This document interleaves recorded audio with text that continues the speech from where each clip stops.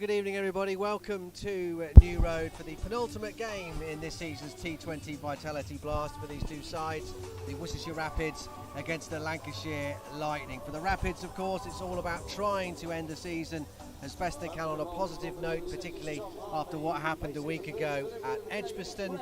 I guess the last thing you'd want to face in that circumstance would be England's greatest ever white ball batter and their new white ball captain, but Sally Bentley-Reid, that's what they've got tonight. It is. Josh Butler is included in the Lancashire Lightning team this evening. He's also got the gloves. He's behind the stumps. Brett D'Oliveira is going to face the first ball from Tom Hartley.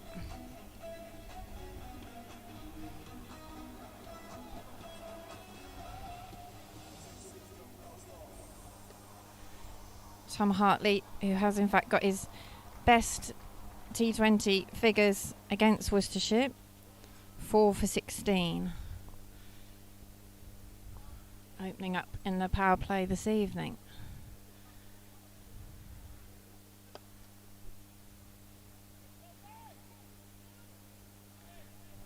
D'Oliveira onto the second there.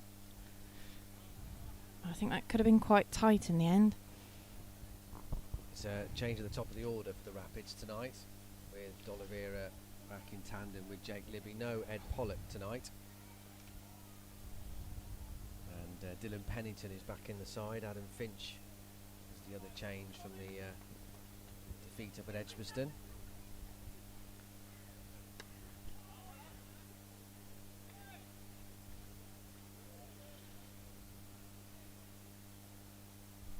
Yeah, a game that Worcestershire will very much want to put behind them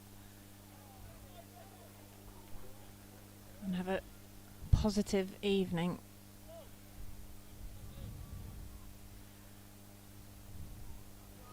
Lancashire need just 1 point, one more point to guarantee their position in the quarter-finals of the competition. They're second in the North Group on 16 points, same as Birmingham and Derbyshire. Cut away by D'Oliveira. It's going to be tight with the rope and just pulled back inside. And they take 3.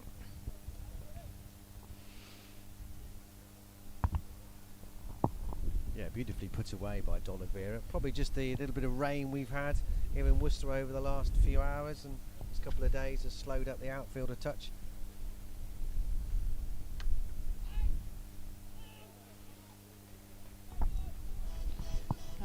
End of the first over, 7 without loss for Worcestershire.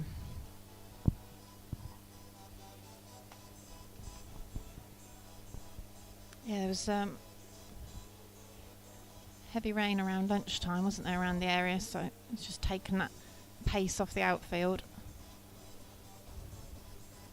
Opening over successfully negotiated then by the Rapids. It's all about trying to survive the power play in terms of keeping the wickets in hand. They've just lost 3 wickets or more far too many times so far this season, and that's been the one thing that's just knocked the momentum out of them in the early stages, and they've not been able to recover sufficiently. Just the 1 win against the Birmingham Bears here.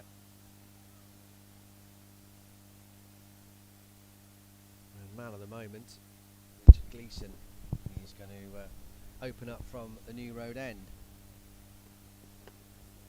Fresh from his call up to the England T20 side against India, and he started by conceding a boundary, just a bit too leg side for him there, and nicely dispatched off his hit by Brett D'Oliveira for the first boundary of the Rapids innings. There's 4 Lancashire players in that T20 squad named this afternoon. He's been brilliant, hasn't he, Gleeson? Yeah. This season he's had lots of injury problems over the last 18 months or so. He's back at full tilt, definitely. Get a single here. Through they scamper. He's just on a T20 contract, isn't he, with Lancs this year? And he'll be joined by Phil Salt, Parkinson, and of course the new captain Butler in that T20 squad. 20 wickets for Richard Gleeson. High pace, brilliant at the death as well.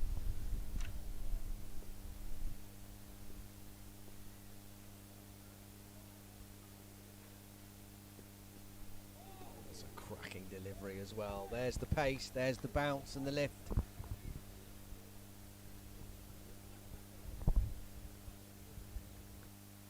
one really whizzed through.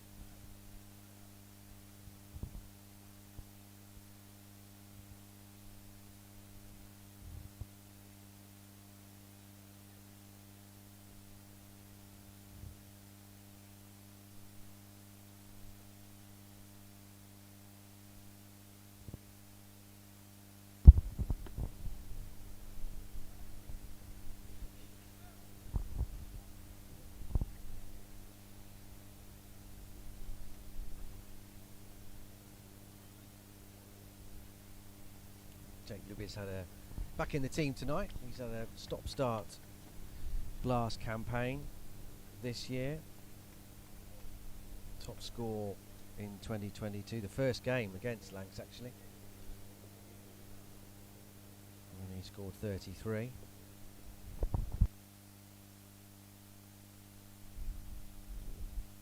Oliveira tucked up for room there, but he's managed to find the angle to squeeze out a single.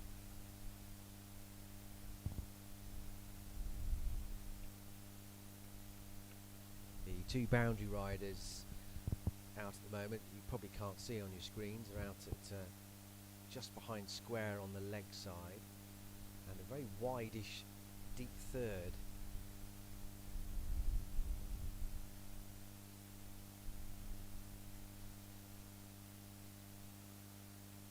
Gleeson to finish the over. There is the deep square leg.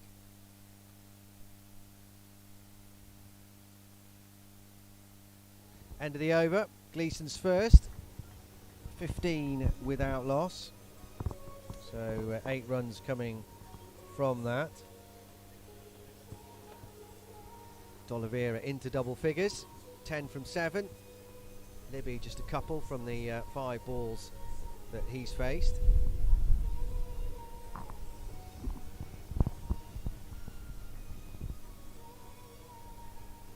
Speeds of Gleeson. We talked about his extreme pace, and there it is, touching 90 miles an hour. That's what England are getting. Now here's a familiar face. Yeah, Luke Wood, who was with the Rapids in 2018 for the season on at Diglis End.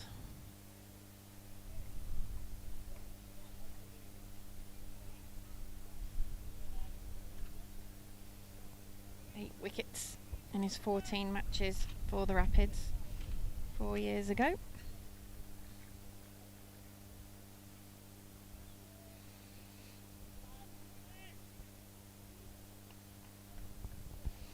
He's the only player, isn't he, to win it 2 years in a row with 2 different clubs. 2 different clubs, yeah. Having won it with Notts the year before, he won it with the Rapids.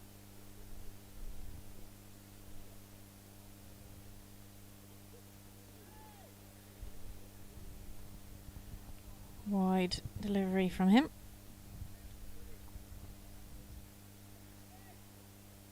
Yeah, I suppose because if no clubs ever won it back to back either, so winning it with 2 different clubs is the only way you can do it then, isn't it? And he has. Indeed.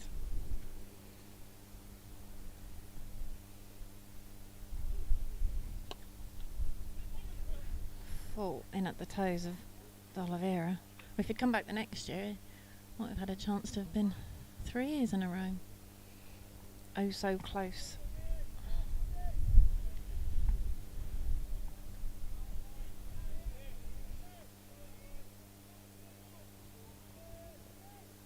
Nearly, but not quite game. Ravi Rapara, wasn't it? And Harmer. Yeah. Painful.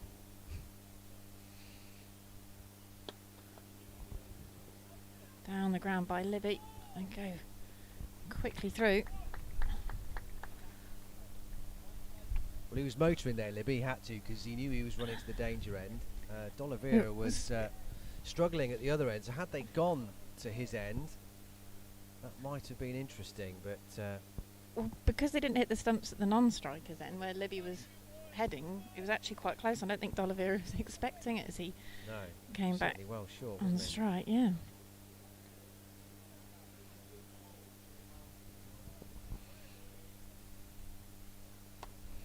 D'Oliveira deep in his crease. Pinch another single. Main thing again for Worcestershire tonight will be to not lose those wickets in the power play, as you mentioned, Dan. Too many times 3 down. I think, is it 5 times? 3 down, 6. 6 times. And I think quite a few times 2 down as well. Is it 3 or 4 as well? So make it hard work for themselves, Worcestershire. On. Hit hard. Back down the ground by Jake Libby. Who again, as Dan said, stop start in the competition. 33 against Lancashire when the two teams met up at Old Trafford at the end of May.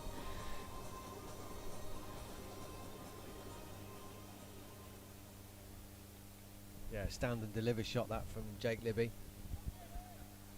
Reached the stage in the over where they've got to try and make something happen. Singles are good. They've been given precious little to hit. And will be 4 more. Hit hard again by Libby. Perhaps not quite timed, but cleared the ring. And 2 boundaries in the over. 28 without loss. The Rapids after 3. Yeah, 13 coming off that over of Luke Wood.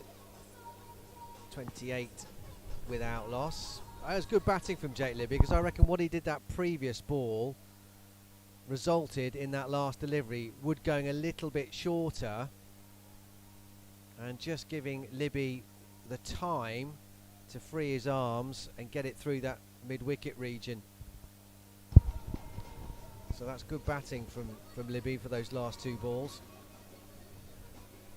Nice finish to the over from the Rapids' perspective. 28 without loss. 0 in the wickets column is the key thing. Flash hard from D'Oliveira. A longing look at the umpire to see if his arms might go out, but no.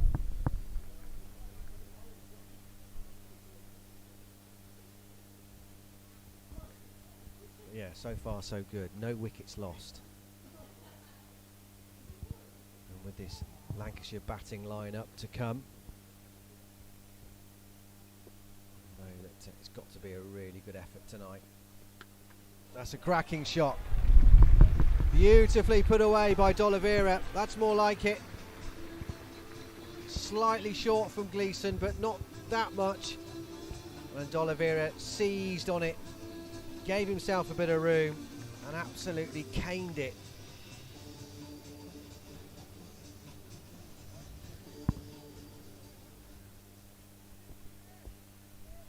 This is good stuff from the Rapids. They've scampered well. Now they're just starting to put the pressure back on these rollers. Inventive.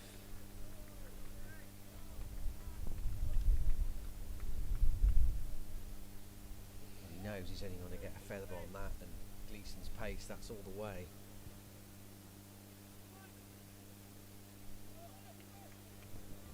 Still the 2 boundary riders where they were in the last over, so they haven't changed, at wide, deep third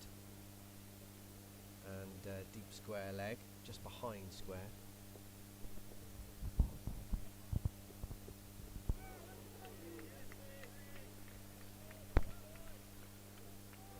Attempted swat be the way to describe that from Brett D'Oliveira. One for the over.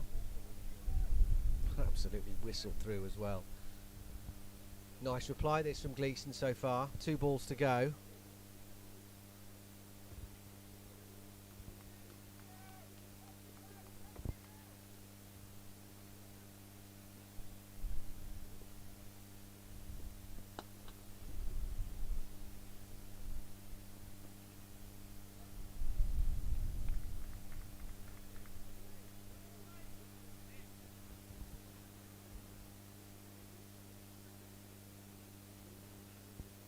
Highest score against Lancashire, an unbeaten 61 here last year, Brett D'Oliveira. In the game they won. Rapids top scorer in the competition.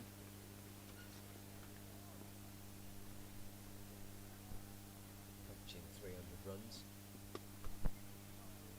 It's nicely timed by Libby, that'll go all the way.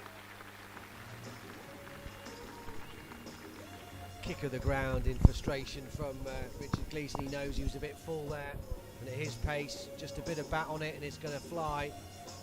And all Libby had to do really was make sure he hit it and steer it into the gap, which he did perfectly. 37 without loss at the end of that over, 9 runs coming from it, and the Rapids going along nicely here.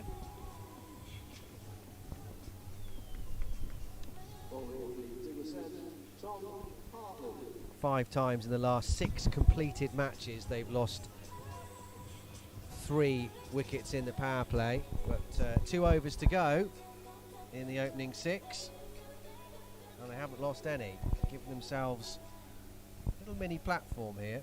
17 from 14 and 16 from 10 from the 2 batters. Hartley with his second over. Starts with a wide. It just gives it different sense when you've got the 4 overs on the board without losing a wicket for Worcestershire. Something to build on, platform to go from. Different feel about the game for them.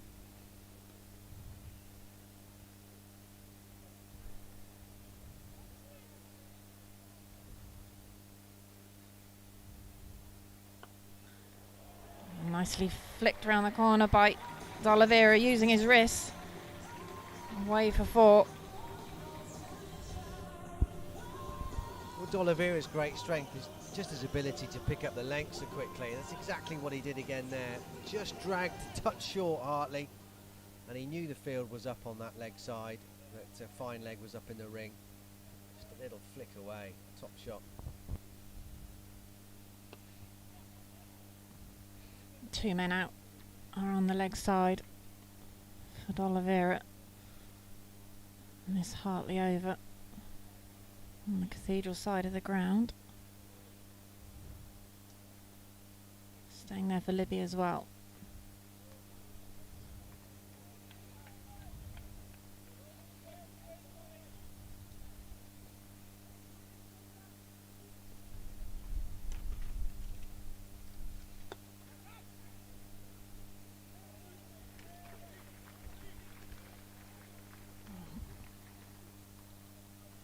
Well fielded by Phil Salt,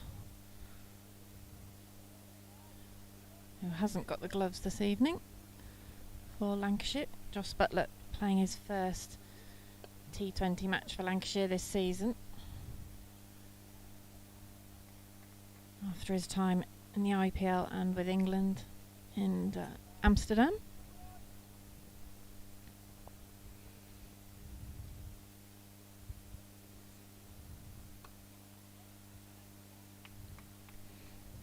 Libby trying to give himself room but doesn't time that one. End of the over, 48 without loss after 5. So 49 without loss rather. 5 gone. One more in the power play for the Rapids. 12 coming from Hartley's over. Run rate's okay in these opening 5 overs, nudging 10. Switch of ends for Luke Wood. Tempting fate here, but if they can negotiate this over, it'll be the first time this season in the power play they've not lost a wicket. Because they've still had some decent scores sometimes, it's just that there's been wickets falling as well. Always the way, always the way. What were you saying, Dan? Wish I hadn't now. Think it, don't say it. Dug in by Wood, and for the first time a bit of a mistimed shot from Brett D'Oliveira. Jake Libby, beg his pardon.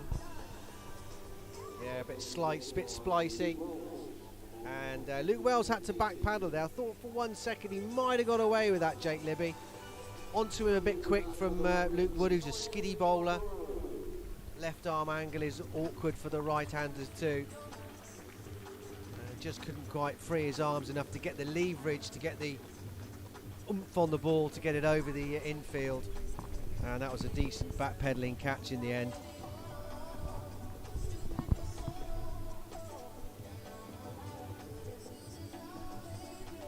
A shorter fielder than Luke Wells, and Libby might have got away with that.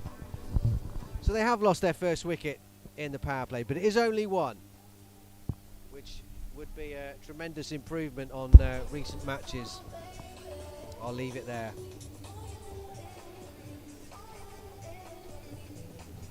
So Colin Munro is the new batter, coming in ahead of Moeen Ali.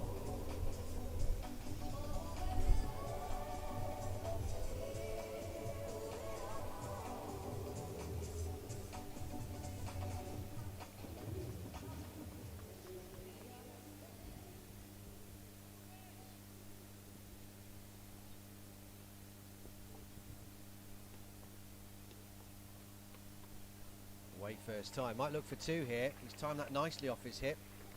Yeah, back they come. And the 50 is up. On the cusp of a milestone himself here, Colin Munro. Needs 3 more for 1,000 runs in the T20 Blast. Includes his spell with Hampshire as well as his now 3 stints with the Rapids.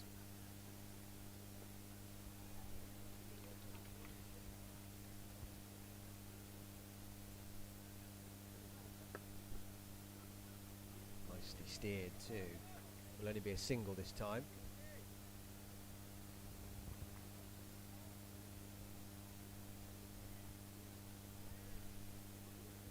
50 coming up halfway through the final over of the power play.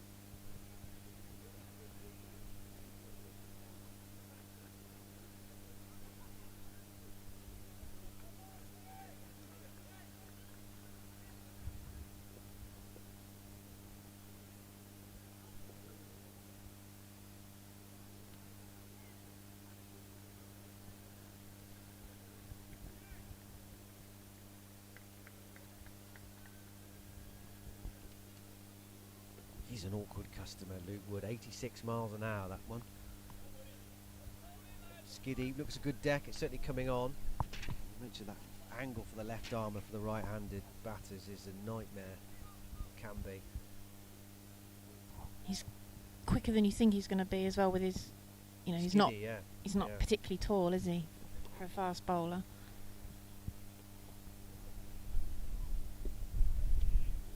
Again, you see that movement. Scene. This is good stuff. A wicket with his first ball, and then 4 runs off the bat before that leg bye. Last ball of the power play. Still deep third and square leg, the two boundary riders.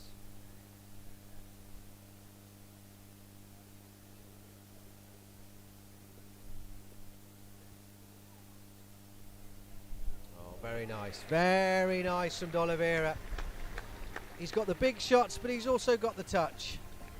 Lovely moment of subtlety to end the over there from Brett D'Oliveira. He knew there was a slip there, so he had to be absolutely precise, and that's just what he was.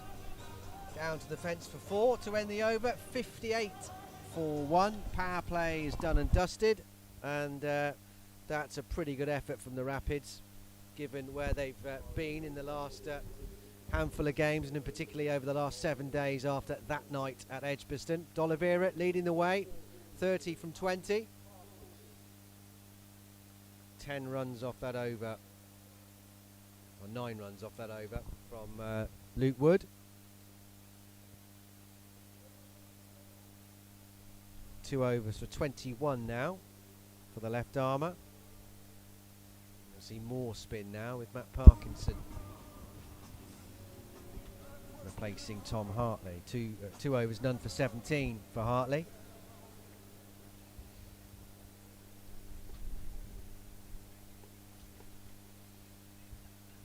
And Matt Parkinson, who's also in the T20 and ODI squads for the games, the series against India.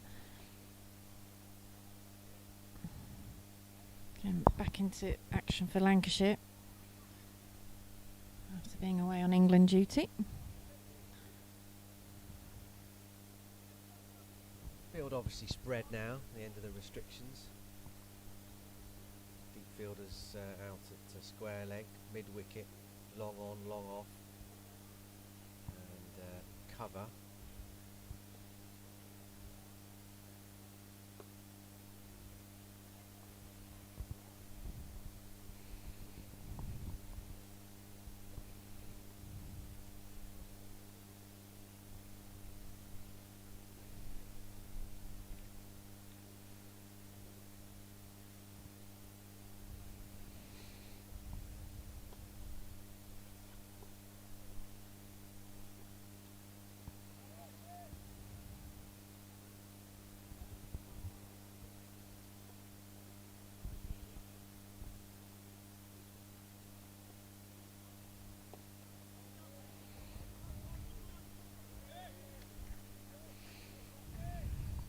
Just the 2 singles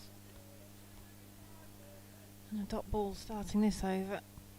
But Worcestershire have got a bit more of a platform than they've been used to in recent games. Again, only 1 more for Monroe.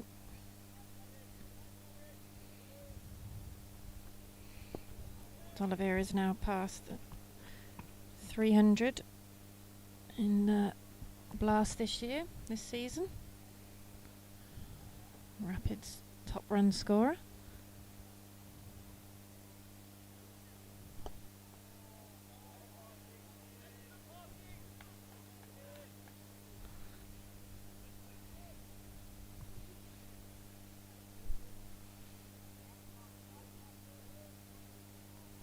Monroe's got that 1,000 runs now to 5, isn't he?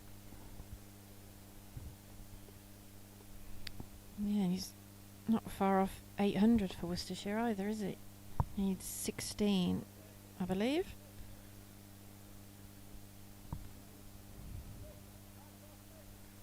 So, quiet over. Parkinson's first. Just the 5 singles from it. Good start from him.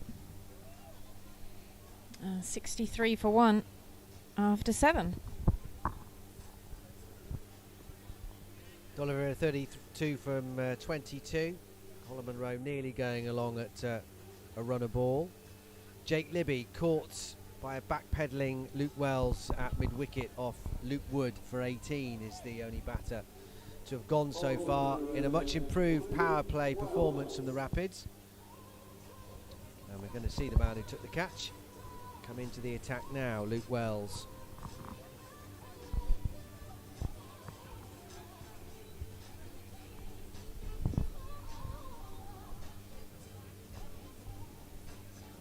More spin for the Lightning.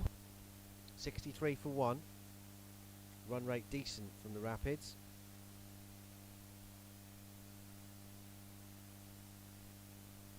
Crucially, wickets very much in hand. It's got to be a wide to start with, indeed it is.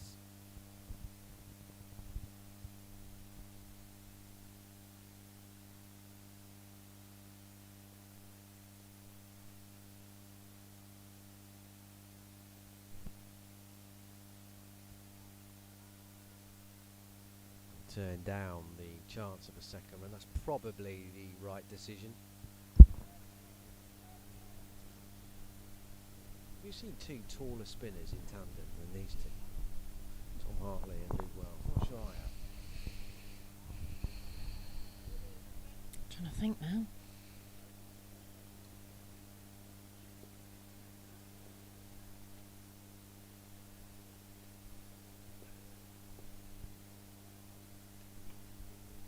He's tempted to come down the track there momentarily, D'Oliveira, but rocking back, finding deep cover.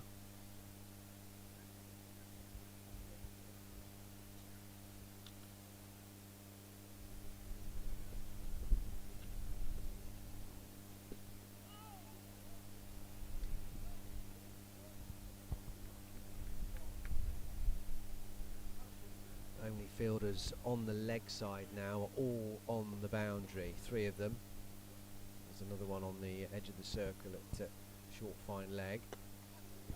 Should just clear the ring, it does. Bit streaky from Monroe, would have been panicking there on that top edge.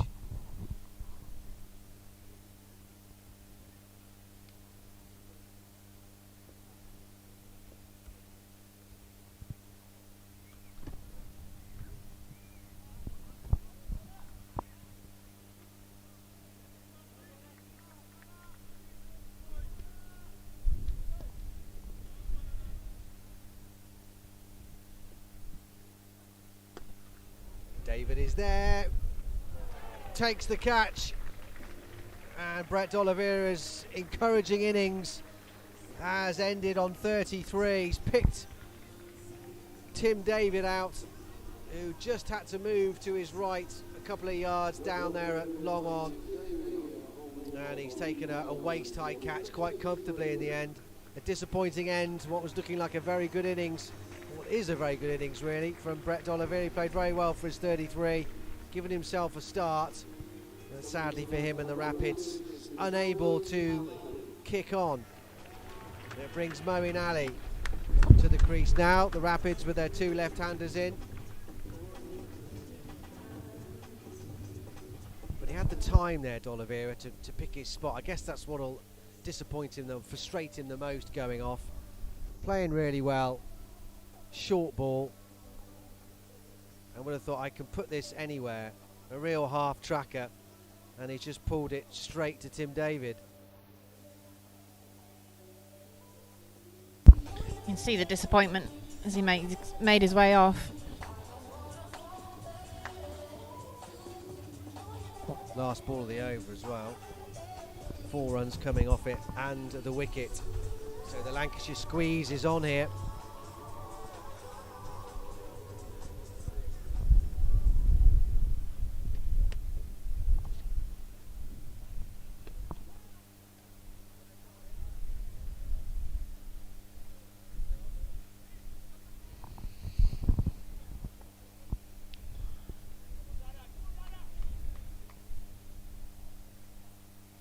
Parkinson staying on at the Diglis end.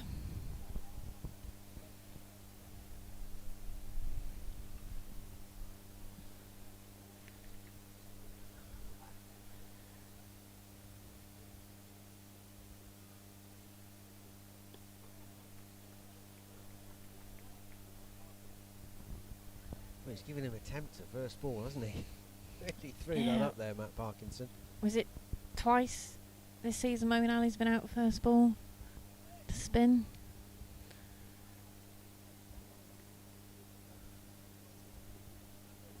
It was against Leicestershire, wasn't it?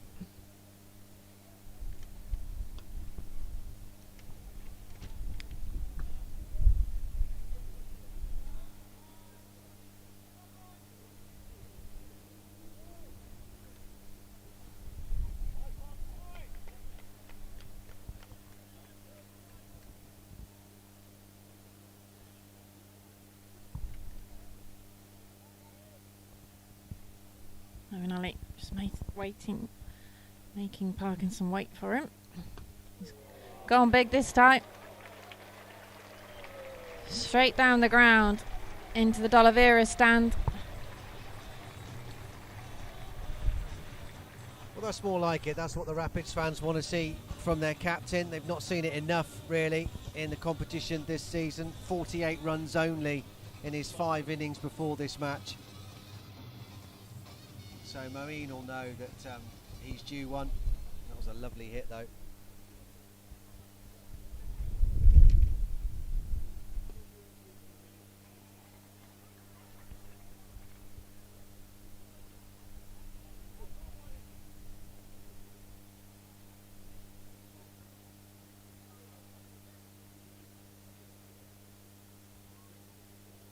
Really takes the pressure off.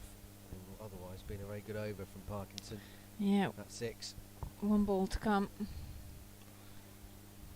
Monroe knock it away for a single.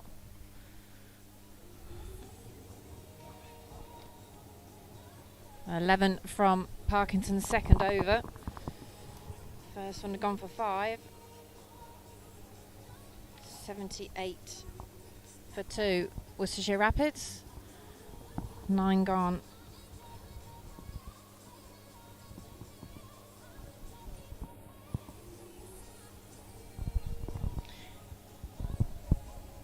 Young Ahmed got him out, didn't he? Rian Ahmed got Moeen Ali, I think. I'm trying to think of the others.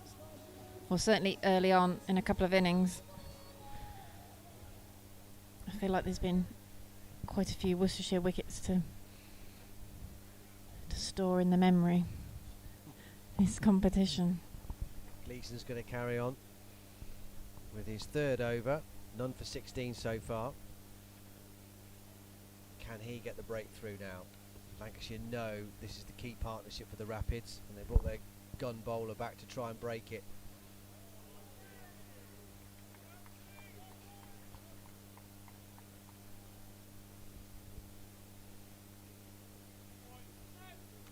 So we'll only have 1 over up his sleeve in the last throws of this innings. Gleeson.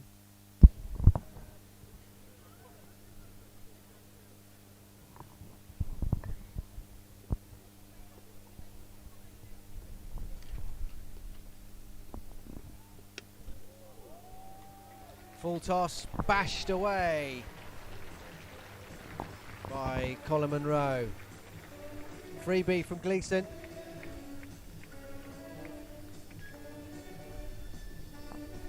Not the first full toss we've seen from Lancashire bowler tonight.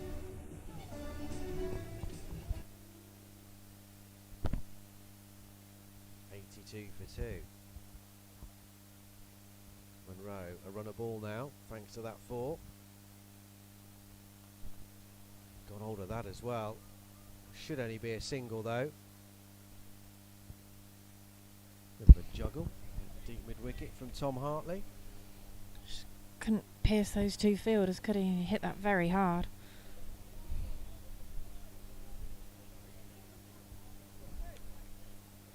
Felt like it deserved more than a single, really. Made a lovely sound off the bat. Nice shot for 1.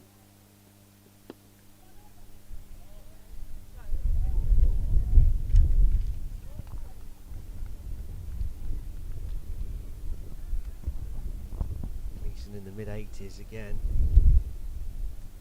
Moeen unable to adjust to just tickle that down to fine leg. Plenty of room on the leg side. All the field spread on the boundary on the cathedral side of the ground. Mid-on is up on the edge of the circle.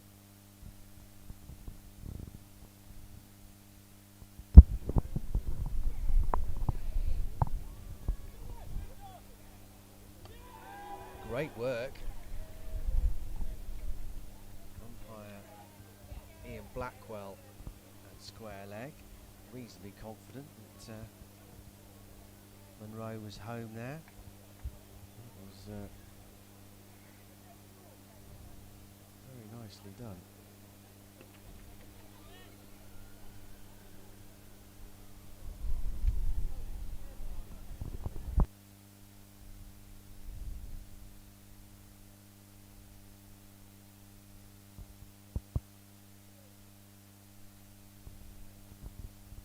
should just be a single. Nice connection from Monroe. Absolutely raced down to fine leg. End of the over, halfway stage of this Rapids innings, 85 for 2. Moeen has 8 and Colin Monroe has 17.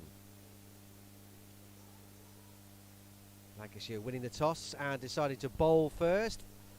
Understandably fancy chasing with their very powerful batting lineup they have tonight. Joss Butler in the team tonight, if you're just tuning in and haven't heard. Halfway point, 85 for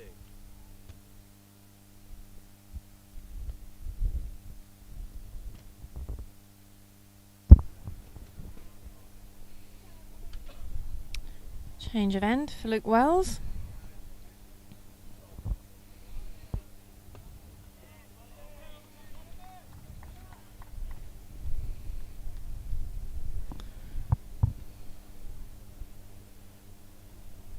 Looking at about 160, 170, aren't they, at the moment, at this current rate? Nicely played by Colin Monroe. That one races over the outfield and away for 4.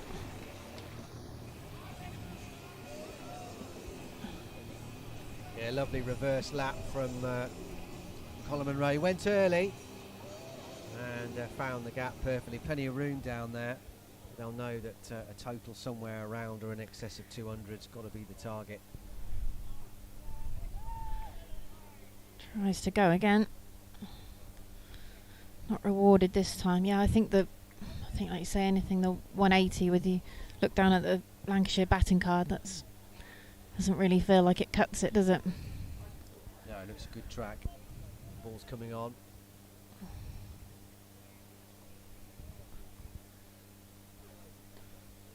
Yeah, not quite as green as last Thursday's. And they played Yorkshire here at New Road.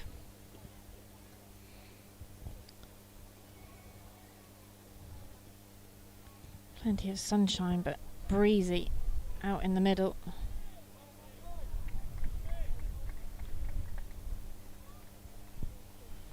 Moeen Ali, 8 from 7. That one big 6 down the ground. Not quite got going for the rest of the deliveries yet.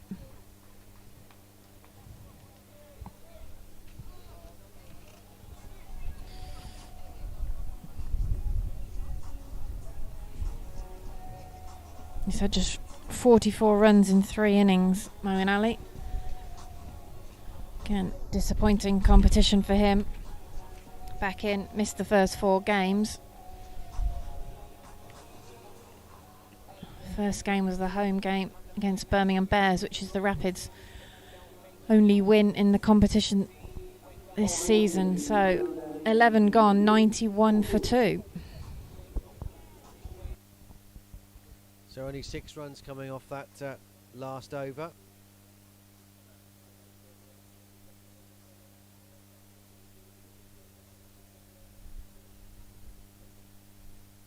Luke Wood is coming back for his 3rd over, 1 for 21 so far.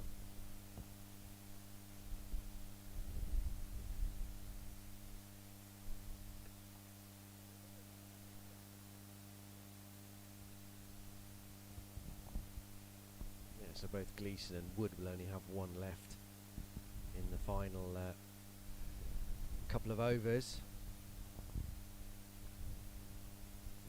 He maybe prize one of these 2 batters out. Gleeson couldn't in his last over. To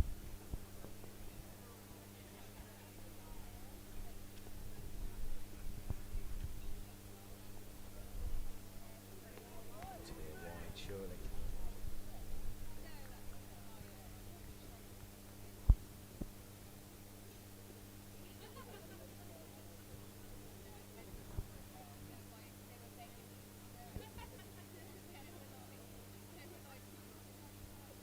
Included in the England squad for the recent one-day series in the Netherlands, wasn't he, Luke Wood? Didn't get a game, not being included in the today's announcements for the T20s against India. Nor the ODI series that was made either. No, I don't think he was in either. Just there was 4 Lancashire players. Obviously with Joss Butler being the new captain. Salt in both squads, as is Matt Parkinson and then Richard Gleeson in the T20 squad.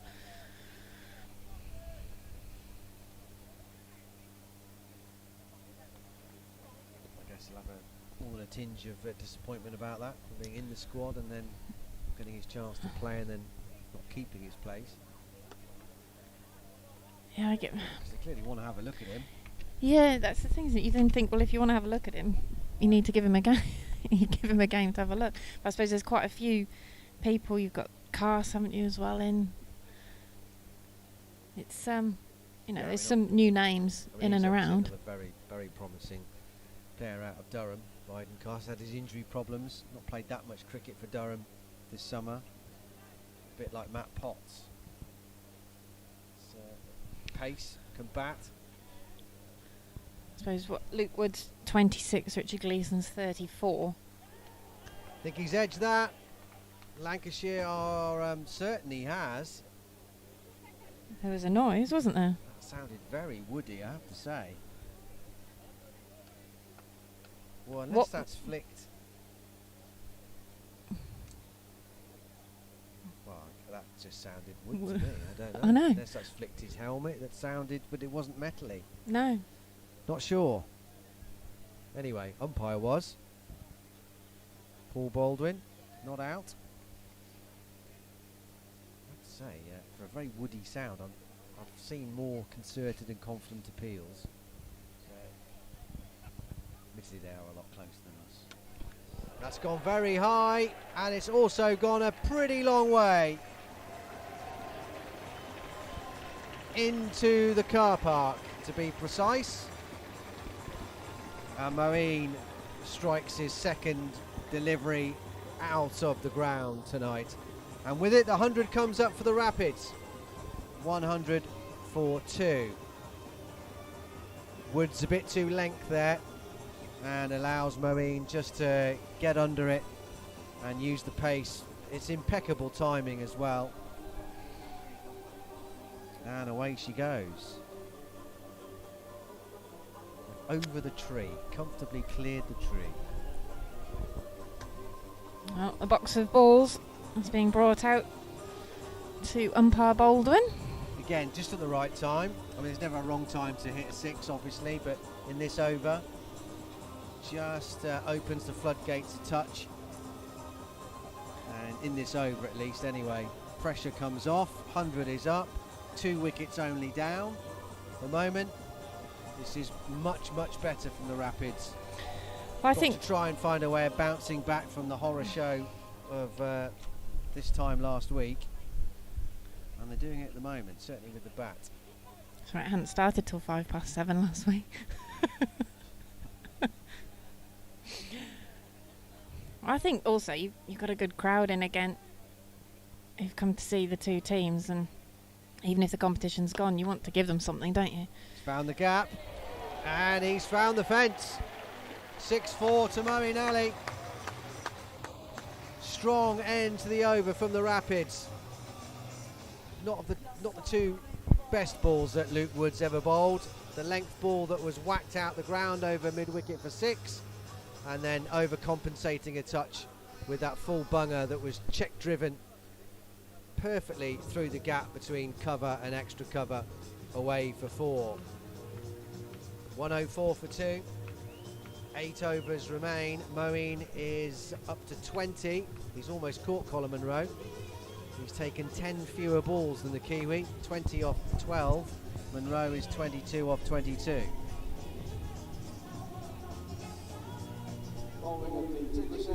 $13 off that over.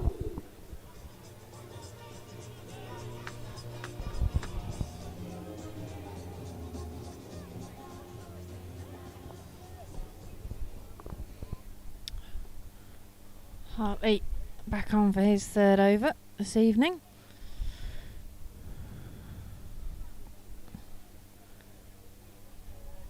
Eight overs to go for the Rapids. He's certainly still going to want to get more than an average of 10 and over. Want to be further around the 200. One bounce 4 to Moeen Ali. Just starting to find his rhythm this evening.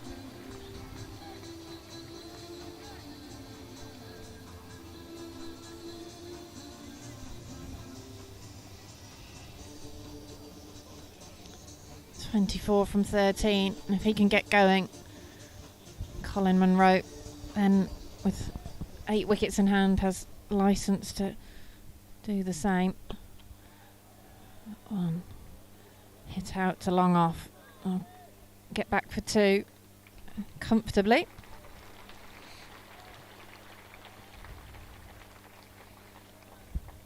Crowd enjoying the extra runs. And something to cheer.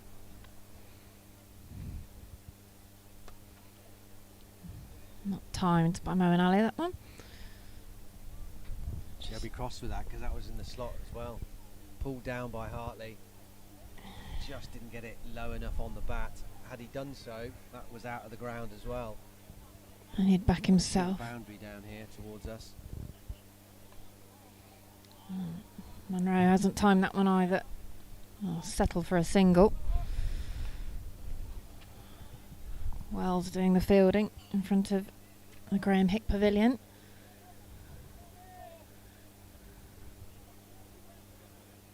One ball to come in the 13th.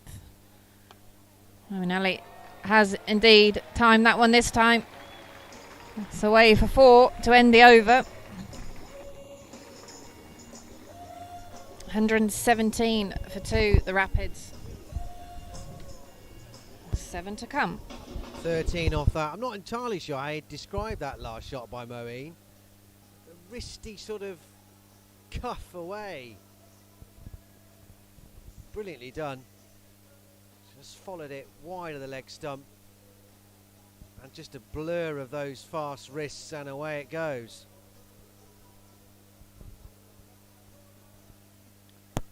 Up to 31 now off just 16 balls. This is really good from the Rapids so far. Got to keep it going for these remaining 7 overs as they try and get towards 200 and hopefully for them beyond that, because they know what's to come in this Lancashire batting lineup. Munro's been a bit of a spectator in the last over or so.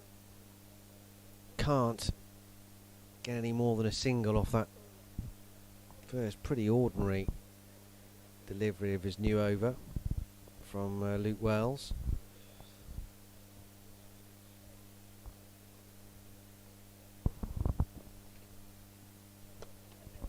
Should be out and is. Moeen's innings has come to an end. It's a rueful look at the toe of his bat. Good catch by Luke Wood. Flat, high to his right, made no mistake at all. And Moeen Ali, just as he was looking to start to slip the gears, has slapped one straight to cover for 31 of 17 deliveries.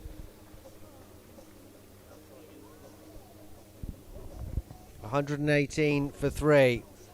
It's a happy Lancashire Lightning huddle. They know how important that wicket could be. Kashif Ali is the new batter. Moeen's little cameos come to an end. He's getting a warm round of applause. It was a terrific innings. But sadly for him and for the Rapids, it's come to an end. How they would have loved to have seen him stay around for the majority of these last 7 overs.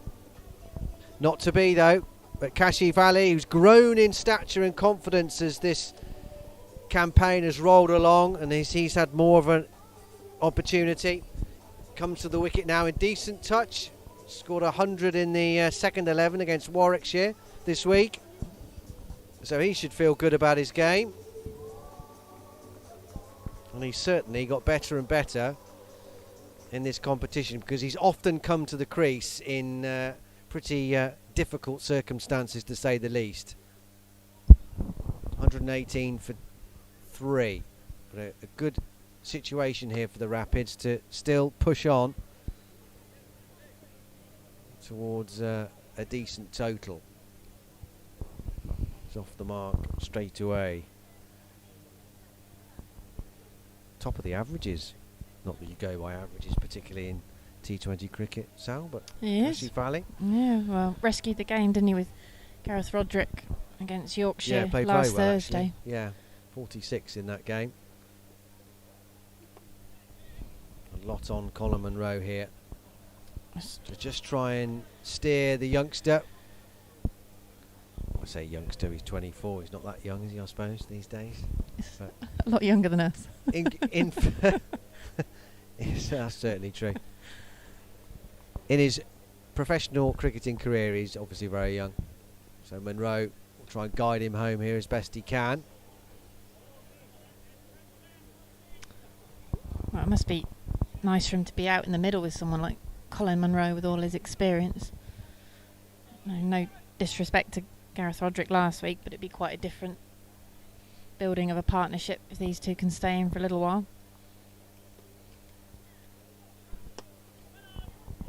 Another good shot for not many from Colin Munro. It's absolutely tanned that, but straight to Parkinson to extra cover. End of the over. It's a good reply from Lancashire. A wicket, that of Moeen Ali, the big one. And only 4 runs coming from it. So 5 overs to go. Sorry, 6 overs to go. Getting ahead of myself. It's the thing, isn't it? 3 down, but you've still got Barnard, Roderick, Dwayne Bravo to come. So you do need to push on when you've got these Lancashire batsmen to come out after the break.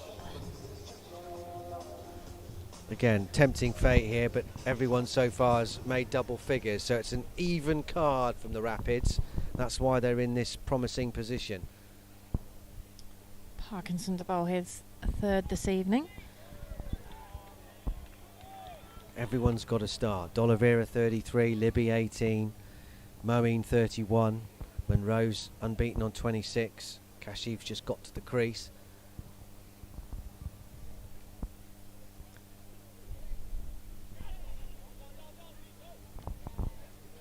We think with Colin Munro's hitting power, really, he's going to have to be the one to push on and go for it and build around Kashi Valley. They've had 2 substantial partnerships as well. 49 for the opening wicket and 51 between Munro and Moeen.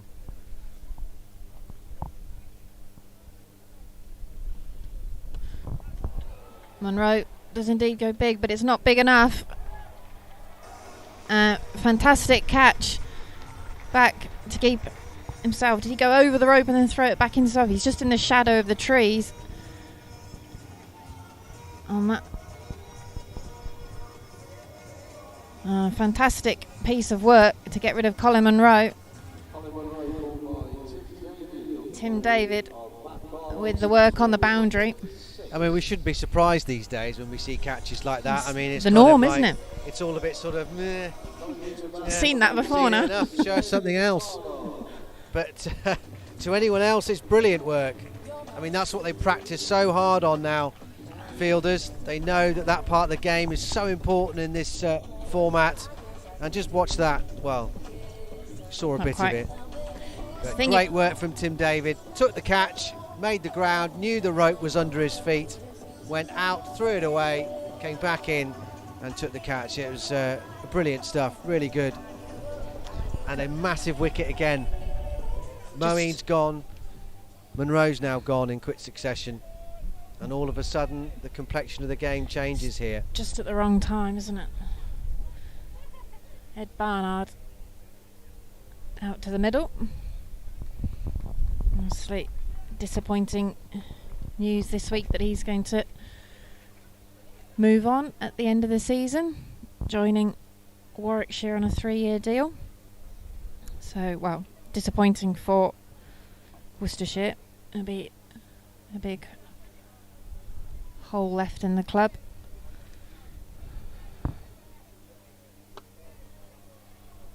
Played nicely by Kashif Ali, but only for one.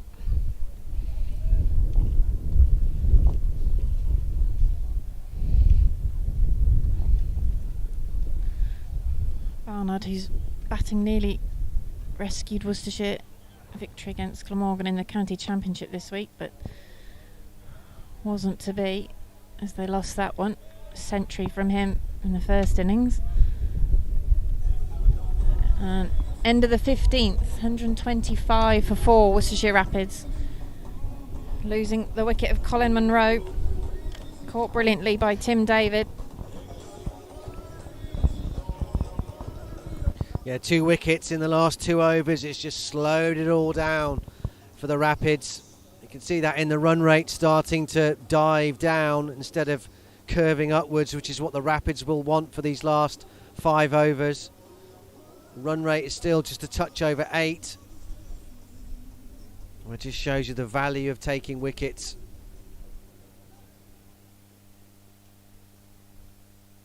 .125 for 4, still 6 in the hutch for the Rapids, 5 overs to go.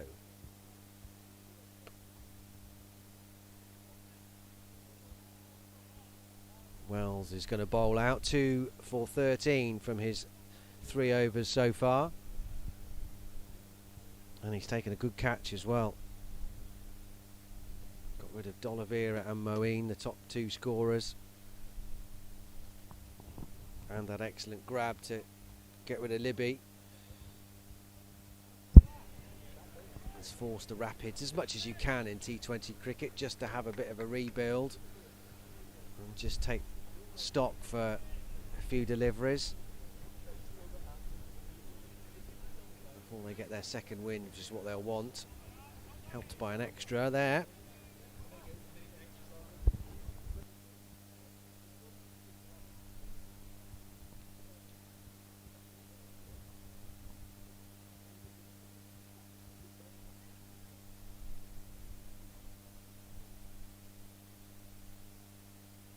For all his prowess in red ball cricket, Ed Barnard, and he's been in brilliant touch. His batting has come on such a lot in the last year or so. I'm disappointed that his numbers with the bat in this form of the game aren't slightly better than they are. Just 133 runs. Kashif goes big. I think he's just got enough of it. He has.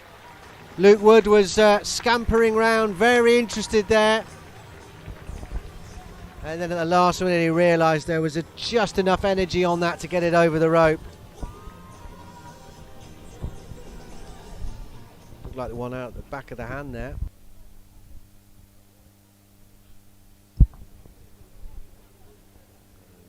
Kashif launches him almost to the front steps of the ladies' pavilion.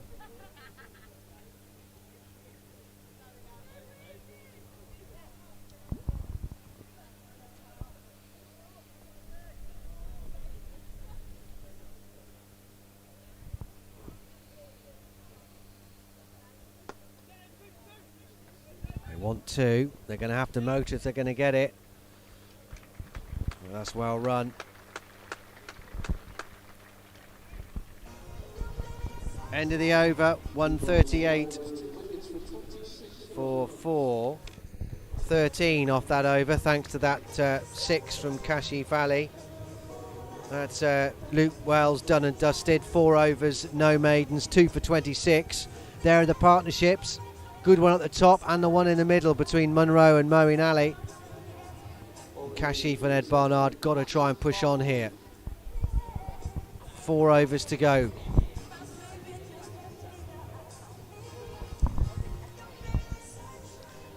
Matt Parkinson with his final over.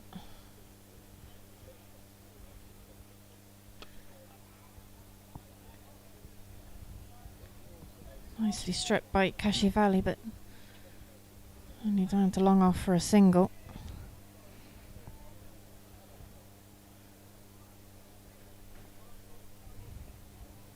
.23 balls to come, bar any extras.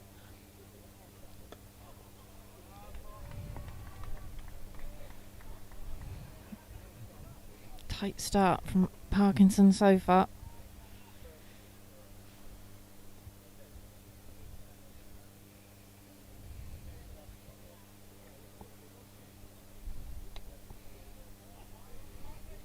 timed by Barnard.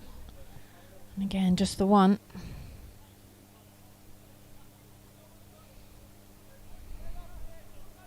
Pressure on these two to really push on. 140 on the board. Is saying, really, before, when they were only 2 down, Worcestershire, they wanted to get towards the 200 mark. That's a huge ask now.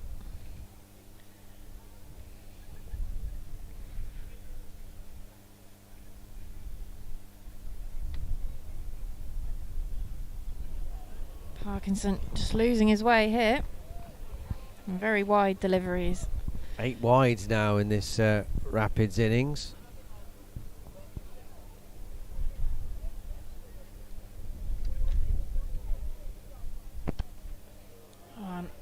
Hit nicely over the top with Dane Villas, but only 2. Do well to come back for 2 though.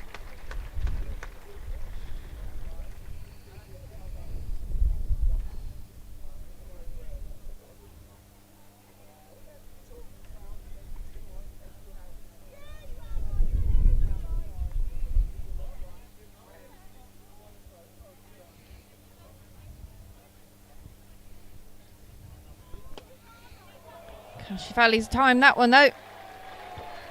Away for 6 into the D'Oliveira stand. Very straight hit from him. And just what the Rapids needed.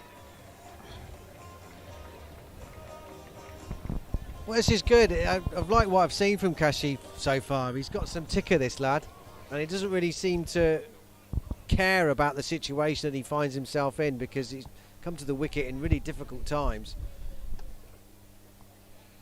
But he's just played a really free hand. That was a lovely stroke.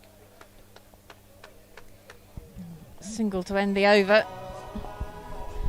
151 for the Rapids with 3 to come. Kashi Valley 22 from 12.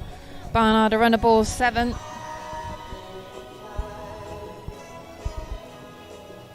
.13 off that over from Matt Parkinson. Didn't help himself with a couple of wides.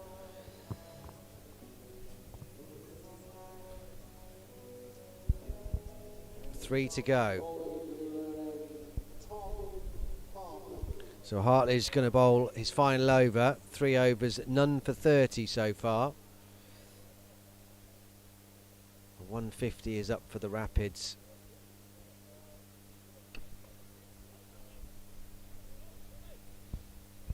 Kashif looking good.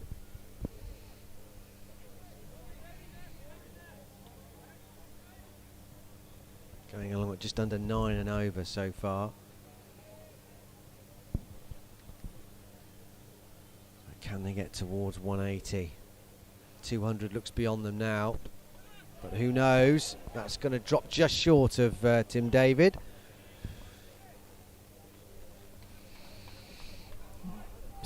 Tim David that did a lot of the damage in the game up at Old Trafford, wasn't it? 60 from just 25 balls. In the return match. Lovely, absolutely lovely. There's the strength in those wrists. Quick on his feet, gave himself room. Glorious. Seems like he's been a good find. Certainly has. I believe he was had trials with a number of other counties as well though, so.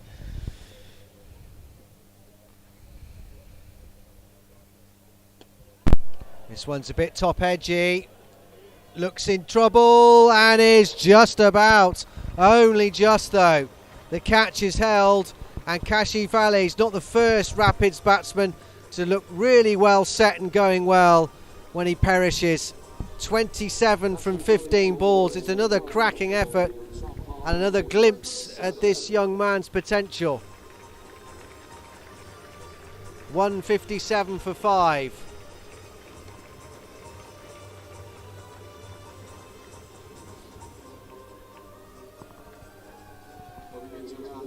Gareth Roderick is the new batter. It's Luke Wells again with the catch. Hartley with his first wicket. And he's getting a good round of applause, Kashif Ali, and quite rightly so.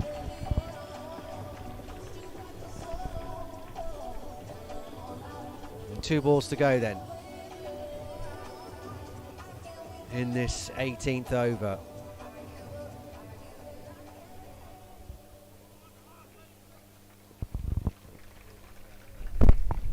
Wood and Gleeson to finish up. They've got an over apiece left.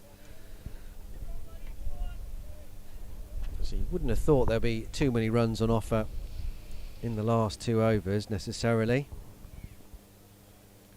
Although Wood has been quite expensive by his standards.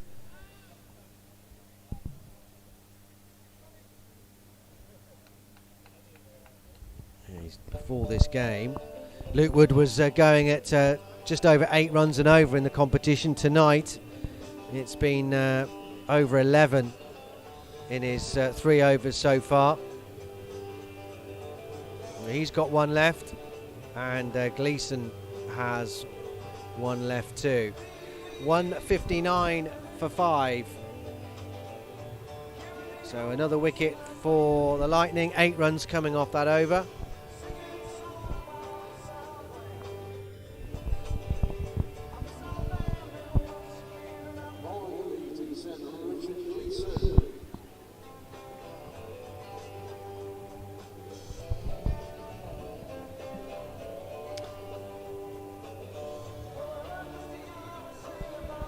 Gleeson to bowl the 19th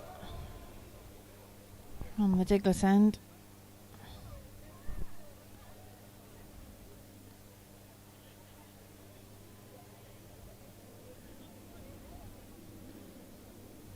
Discussing his field with his captain, Dane Villas. 34 off the last 3, the Rapids, so that's good going.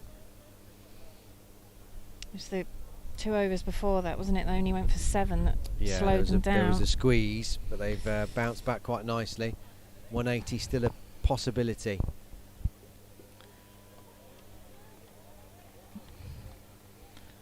Barnard, again, not for the first time in the competition this season, trying to be creative, and it's just not working. Well, that's the shot, though, because they know with the pace of Gleeson, you don't have to get much on it.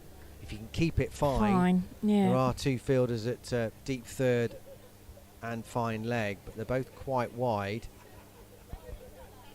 Well, Danny Lamb's down in front of us. Lamb's come a bit straighter now, hasn't he?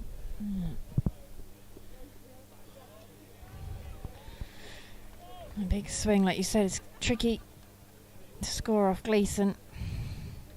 Just got to try and get something on it. Well, that's the thing, isn't it? Again, not the first Lancashire bowler to have the best bowling figures against Worcestershire with his 5 for 33 earlier this season. All his experience.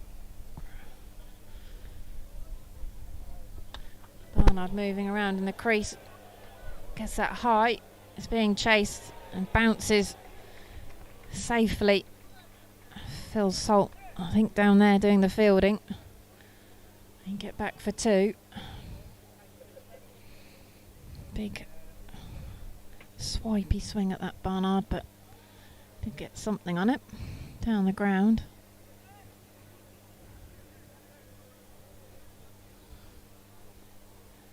$161 for 5.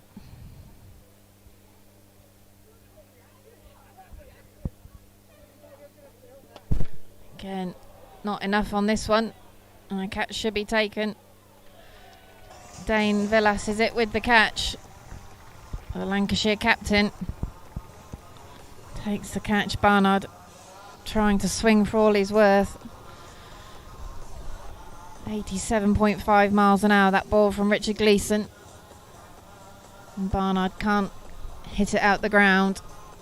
6th wicket goes down for the Rapids in the 19th over. Yeah, if it's up, it's got to go, even if it is Richard Gleeson bowling at nearly 90 miles an hour. The 6th wicket down. Here comes Dwayne Bravo. Out first ball at Edgbaston in the last match. Needs to try and stick around a little bit longer now to help out Gareth Roderick. Rapids need to try and get up towards 180 if they can. I know, easier said than done with these two, with Luke Wood to come in the last over.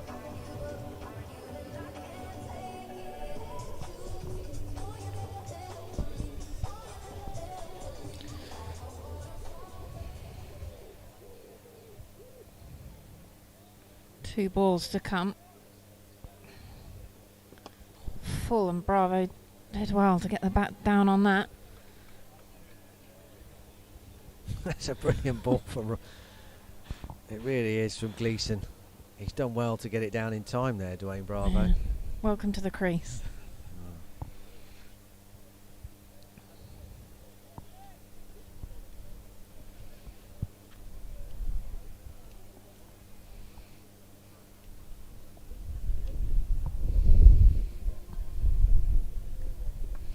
Roderick is inventive this time, and it works for him. Smack into the hotel for 6. So, fine end to the over for the Rapids. 9 from it, but the wicket of Ed Barnard as well. 168 for 6 with 1 to go. Well, express pace, we know how damaging it can be and how it can work for you as a bowler, but if you just get it slightly wrong, that's what it can do for you in the opposite column. The batter only just has to get a bit on that and it goes miles.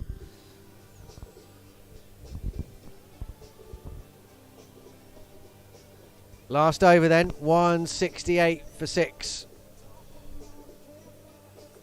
Touch under 88 miles an hour, that last delivery that disappeared into the hotel. Over fine leg from Gareth Roderick. That's what you said with what Barnard was trying to do. If you get something on it with that pace, it's going to fly away, isn't it? But obviously Roderick got a fair amount on it. Again, played well in the last home game, Roderick. Supported Kashif Ali, came away with 32 runs. So Luke Wood then to finish this Rapids innings. 168 for 6, 180 still in range here.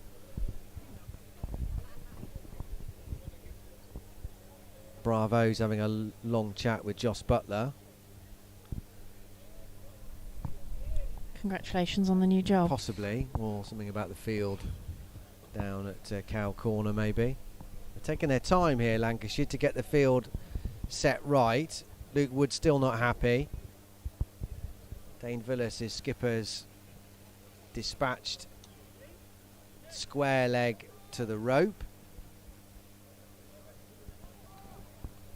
Deep cover, deep square leg, deep mid wicket and long on are the boundary riders. Here we go, last over. He's got that one though. Nicely flicked by Dwayne Bravo. That'll do for a start.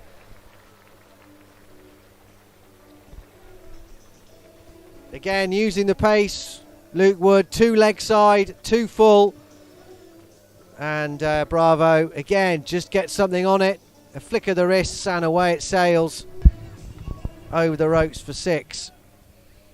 Bravo's got 41 in 6 innings for Worcestershire so far, so I think if he can get as many on the board as he can this evening, but not been quite what they wanted from him. Thought that one might be a bit shorter from Luke Wood, and it was just a single. That's more his sort of length. Going round the wicket though to the right-handers. It's been over exclusively before this last over.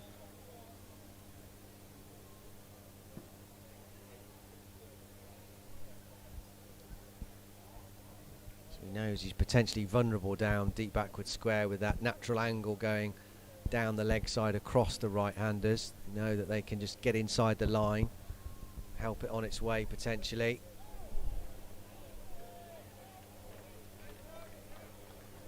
Roderick unable to make contact there.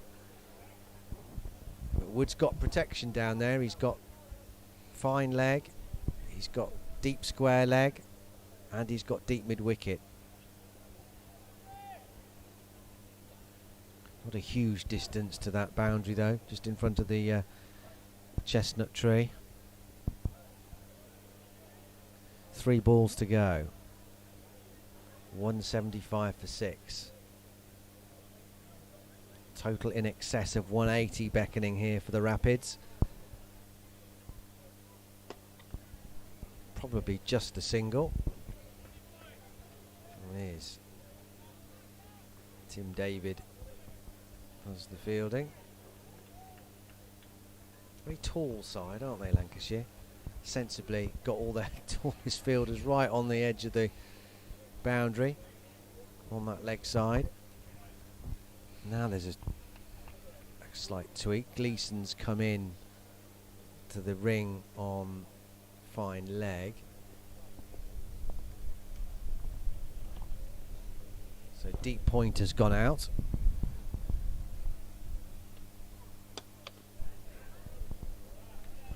Can't do anything with that full toss. Got away with that a bit, Luke Wood. He's picked out the only man in the V, Dwayne Bravo. Either side of him, just a touch, and that was 4. Because the 2 boundary fielders are very square on that offside.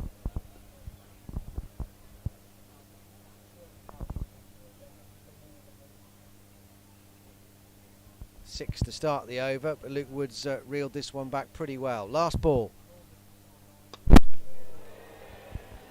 Beating the fielder. Not going to go for 4 though, it's going to plug. And they'll just settle for 2 in the end.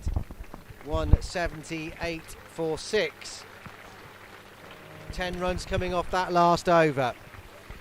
So 179 will be the target for this very powerful looking Lancashire Lightning batting card when they come out to try and chase this down. But that's a pretty decent effort from the Rapids. We know that they've been low on confidence, understandably, given the bruising that they've had in the last few games, particularly a week ago at Edgbaston. But all of the batters have got in and made a start. Dwayne Bravo finishing 10 not out, Gareth Roderick unbeaten on 8. Brett D'Oliveira 33, Jake Libby 18, Colin Munro 26, Moeen Ali 31, Kashif a very well crafted 27, more promise for him, and Ed Barnard with 11. The Lancashire Lightning bowlers, Hartley 1 for 38 from his 4 overs, Gleeson 1 for 24. A bit more than that actually. Scorecard's a bit slow to update, beg his pardon. Gleeson 1 for 31 from his 4 overs. Luke Wood 1 for 44 from 4. Parkinson 1 for 33, and Luke Wells 2 for 26. The pick of the Lancashire bowlers there. They won the toss. They decided to have a bowl and have a chase. And Sally Bentley-Reid, they'll be confident, I reckon, of chasing down this 179 with their lineup. I think you look where they are in the table, the results to date, they need a point to secure the qualification for the quarterfinals, and you look at the team, I don't think they'll be too troubled by chasing 179, sadly.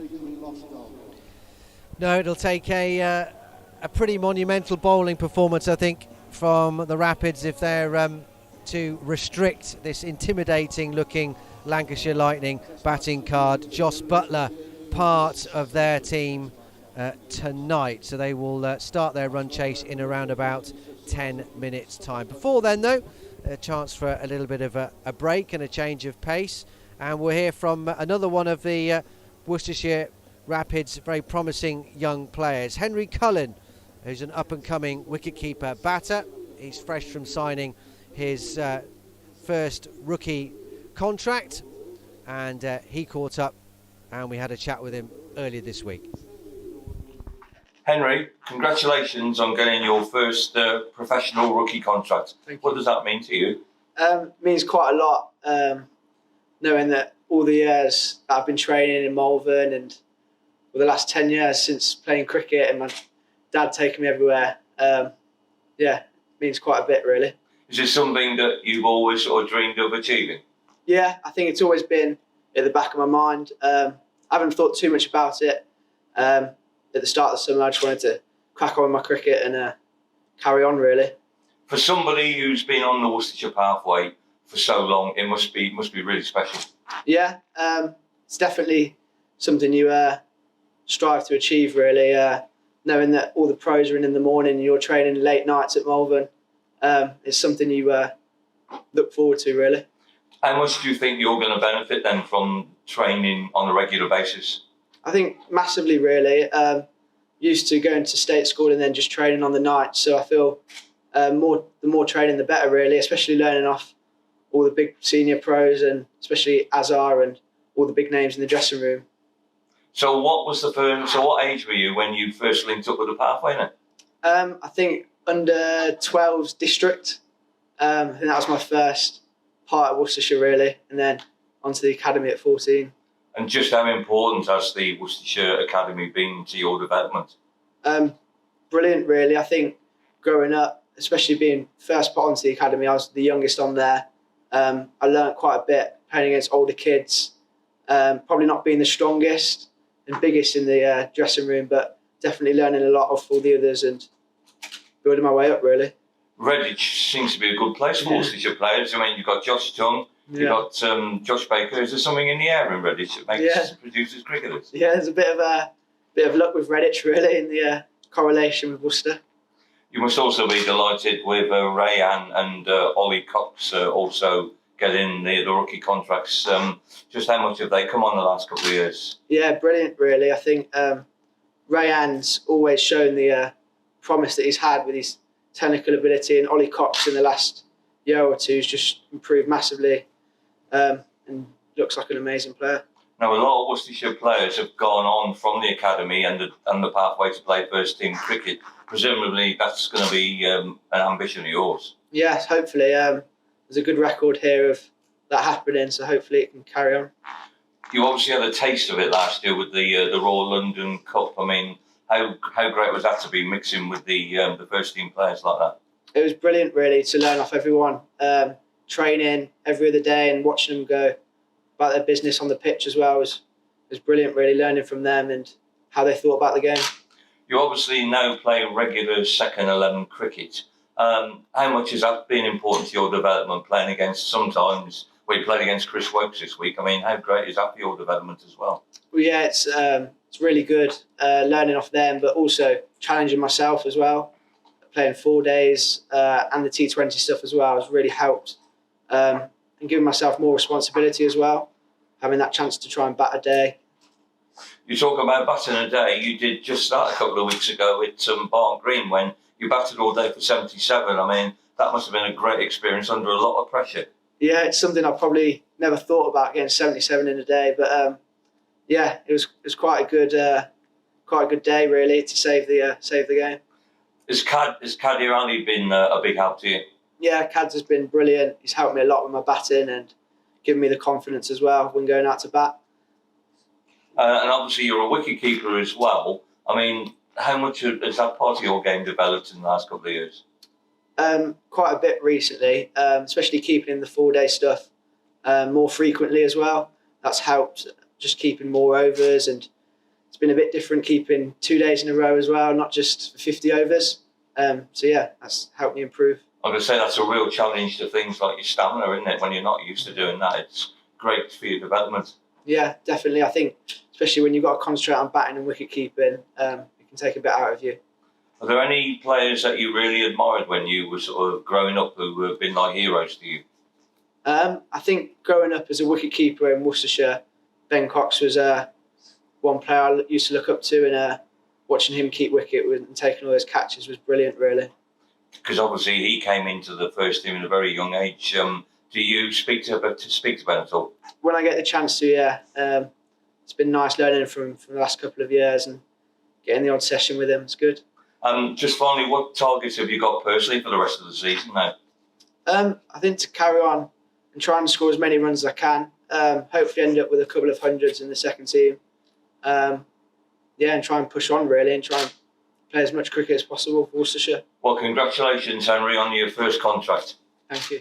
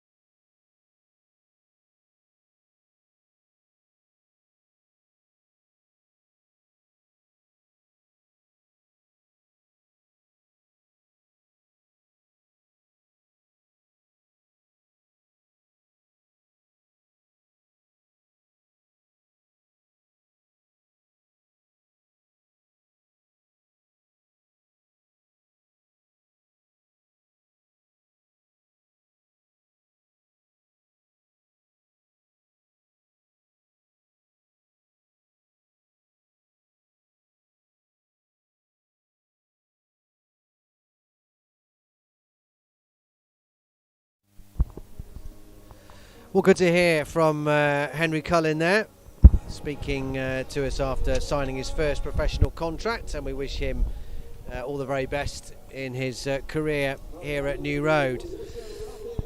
Well, at the moment, the Worcestershire Rapids need to bowl very well if they are to try and deny this very powerful looking Lancashire Lightning batting lineup of the 179 they need to win this game.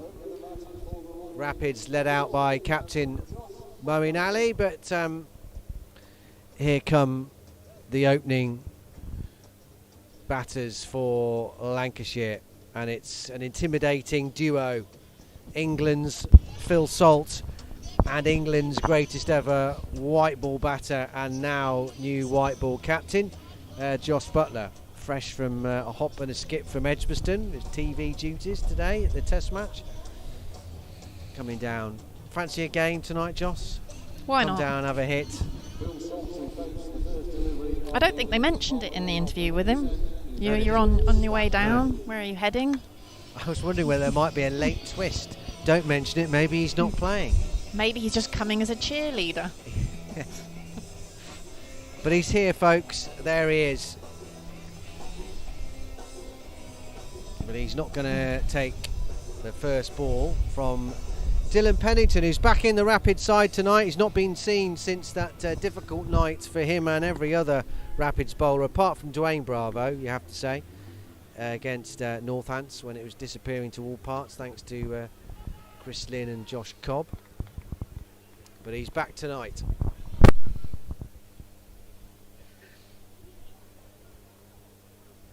I think he has been seen. He didn't go AWOL or anything. Oh, no, exactly, yeah. He hasn't been in the team. Here he comes then. Starts with a wide.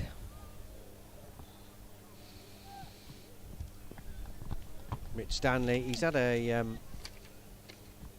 sort of good and, I say not bad at all, but that wicket with his first ball. And then, a bit of an education since then.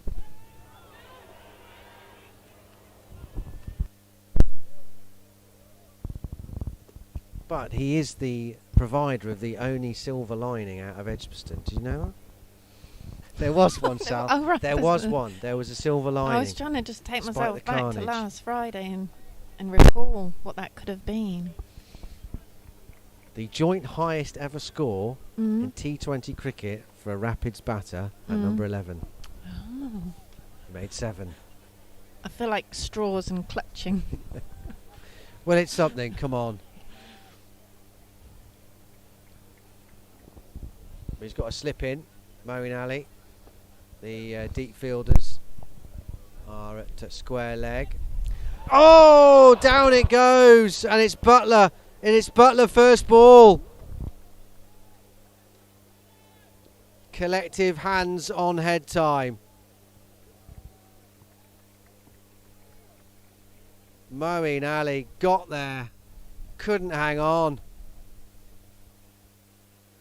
What a moment that would have been, should have been. It's a comfy height.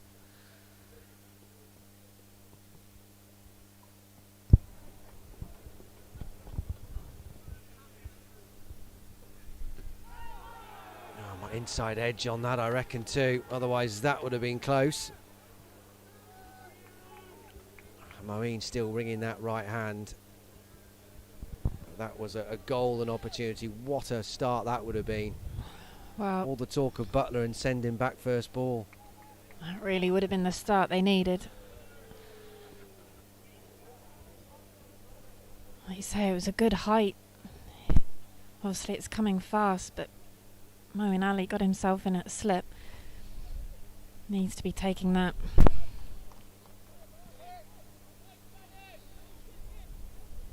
There is Pennington. We'll open up from the New Road end, you'd imagine.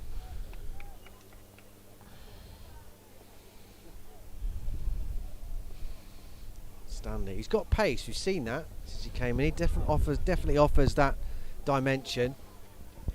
Probably the quickest bowler that Rapids have.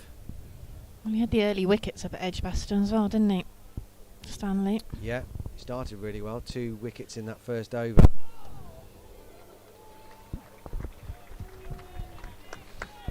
Yeah, I mentioned his batting, his 7, his record equaling 7 not out. But yeah, there was that start. I'd forgotten that actually. When we all brilliant had some start hope. when it all looked like it was going to be so different. When they took 2 Bears wickets in the first over.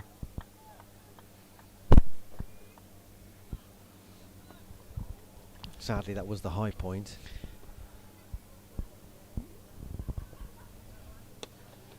Well, that's a really good first over from Mitchell Stanley. We'll Should have had the wicket of Joss Butler first ball, dropped by Moeen Ali in the slips. But those are good figures, good pace. His third delivery touching 90 miles an hour. 3 without loss after that first over.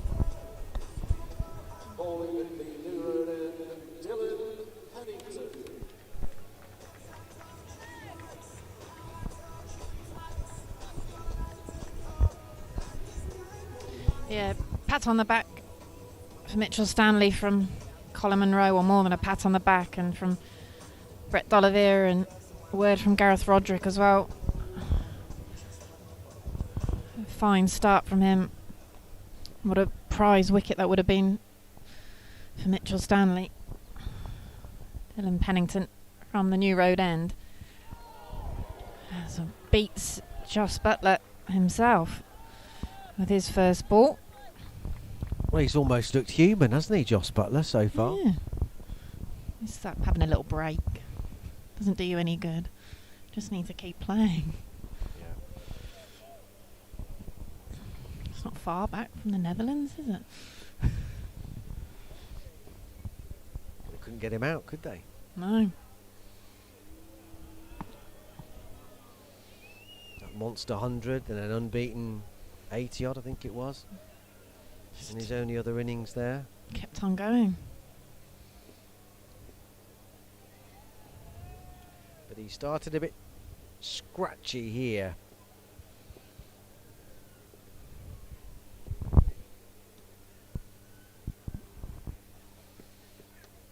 Again, even that one's a little bit edgy. I'll take a single. Might be quite glad to get himself down the other end.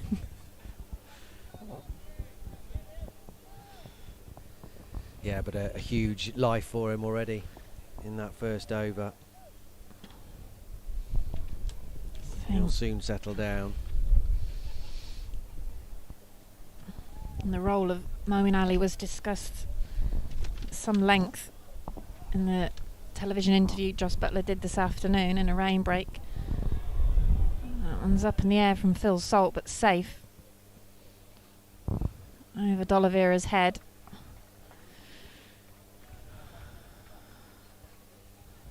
Well, I know we've only had 9 balls, but it's not the most convincing start from Lancashire, is it? It's not, is it? It's, like you say, a bit edgy, a bit scratchy. And just if that catch had been taken by Moeen Ali, it could have had a really different complexion on the game. Chasing 179. Go for a quick single Libby at the stumps. It would have been fairly tight, but I think Salt would have just made his ground. Set off quickly.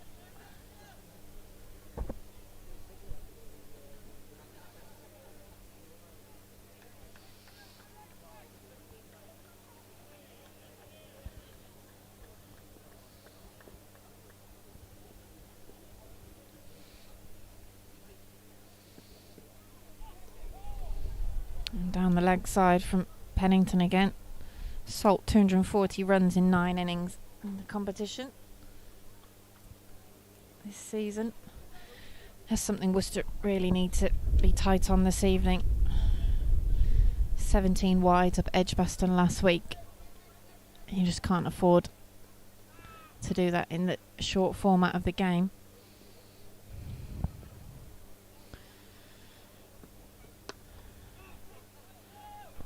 Yeah, 17 wides, as you say, Sal. They cost 44 runs in total, though. If you include the, obviously the 17 for those extras and then the extra ball, 44 runs in total that cost them. So expensive, isn't it? When you're losing by 144. Well, it still would have been a massive defeat, but it wouldn't have been a record one. But, yeah.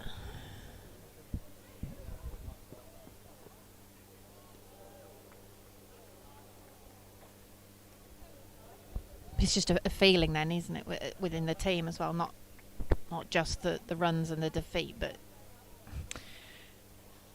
it's hard to use a sort of the best word to describe it, really. But it's not keeping it tight, is it, in the field? There are a number of missed fields to go along with those wides and the extras as well. And I think, as we said before in some of the home games, it's not what Worcestershire have prided themselves on, especially in recent years. They've been one of the top teams in the field with the catching and reducing those chances. 9 without loss to Lancashire Lightning, 2 gone. Well, this is a decent start, I have to say, from the Rapids in the face of these 2 intimidating batters who've looked a little shaky in the first 12 balls, has to be said. Still very early days, though. Chance offered by Butler. First ball off Mitch Stanley, dropped by Moeen Ali at slip. But he was rapid in that first over, Mitch Stanley, and he's going to have another go from the Diglis end. Here he comes. He'll come through for a quick single, putting the mid on under pressure. Square leg and deep third are the 2 fielders outside the 30-yard ring. Rapids managed 58 in their power play. That's gone. Just about clears the rope. Or is it 4? Looked like it was 6 from here. Admittedly, we've not got the best angle. Butler has a look at the bat. I think it's going to be 6. Indeed it is.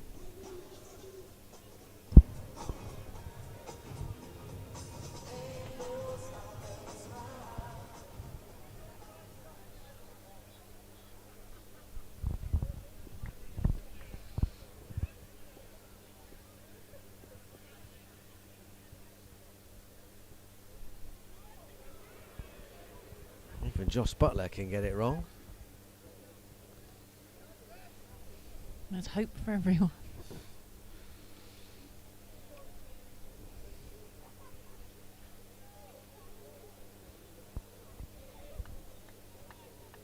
This is some moment though for Mitch Stanley, isn't it? I mean, aside from the drop catch with his first ball to Butler, to be bowling to Butler, what a thing!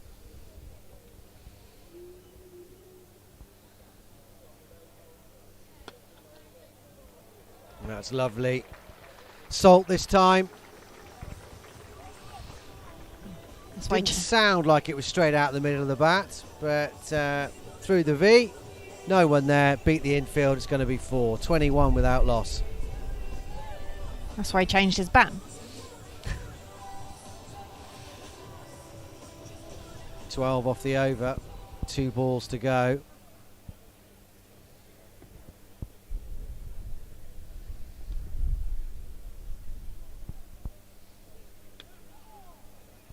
Nowhere near where Salt was intending that. He was aiming that one through the covers.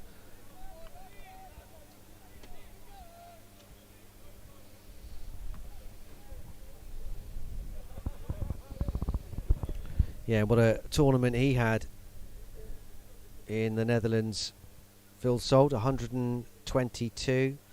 Overshadowed in that game, of course, by Josh Butler's spectacular innings. 77 and 49 in his 3 innings there. Butler might pick up 4 here. Needs a good piece of work. I think it's got one, actually. Pat Brown down there. Diving full length to his right. Certainly got the ball inside the rope. The question was whether part of his foot or leg touched the rope at the same time, but I think he's okay. Great work in the deep from him. 24 without loss. Expensive over that from Mitch Stanley. All part of the process for him. 15 coming from it. Salt has 9. Butler starting to open his shoulders. 11 from 10. Maximum in the last over. There's the equation. 155 off 17 overs.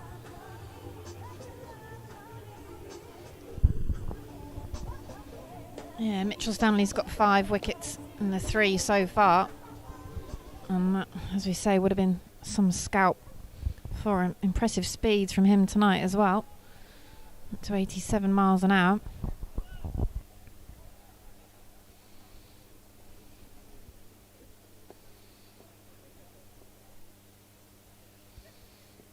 Pennington to carry on at the New Road end. Salt working it away for a single to Barnard, who comes in off the rope down in front of the marquee.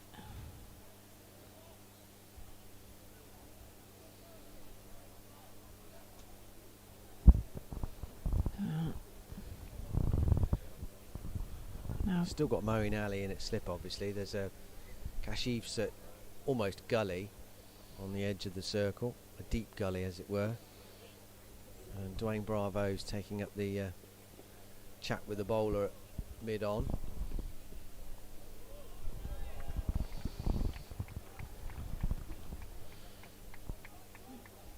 Butler takes a big swing at that one, doesn't he? But again, Pennington has done well. Took the pace off well there. He struggled this year. He definitely struggled down at Wantage Road. He's struggled generally, I think, in terms of certainly his economy rate in the competition this year. That one's hit high. Libby can't chase it back. He will pull it up inside the rope. And they take 2. Just too far for him to run back to try and take the catch. Yeah, because even though he's chipped in with some wickets, there's been too many sort of 4 balls, hasn't there, from Pennington, unfortunately, and say become a bit expensive in the competition. He's picked up 5 in 5 games, but yeah, he's going for over 11 and over. That one whipped away over the head of Barnard. And away for 4 more. Barnard, who'd come in off the boundary, Short square leg. In on the circle.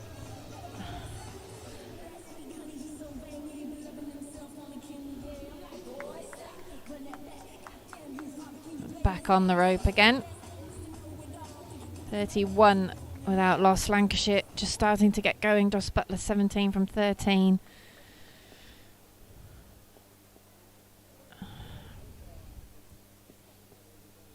Again, big swing. Pennington beats him on this one.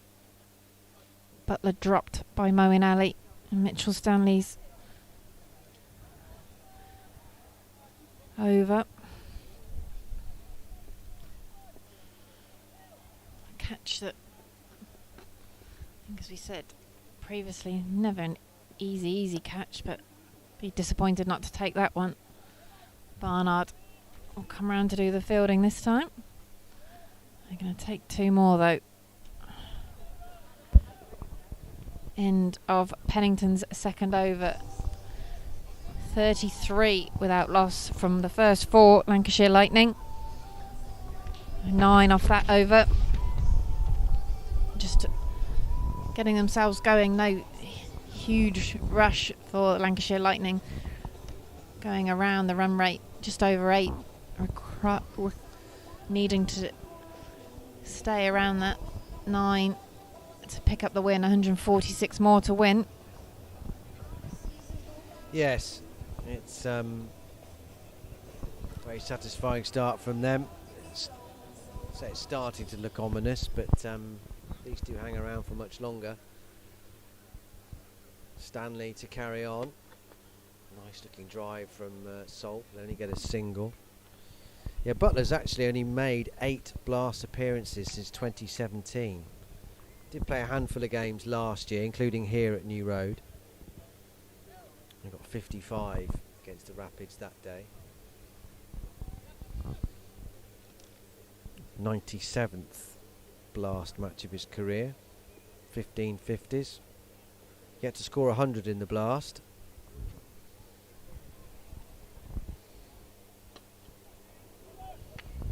Pick up a scratchy single again. He was aiming somewhere over mid-wicket. There's a lot of room out there. If he gets it over Colin Munro at regular mid-wicket, out in the deep there's nobody. Still these 2 fielders out at square leg and deep third.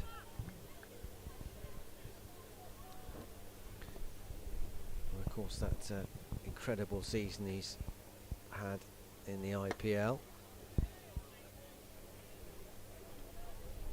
Another single to Salt.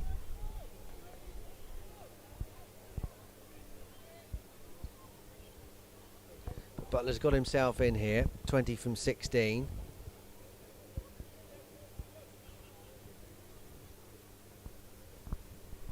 Lancs won't be bothered about being behind the run rate at the moment.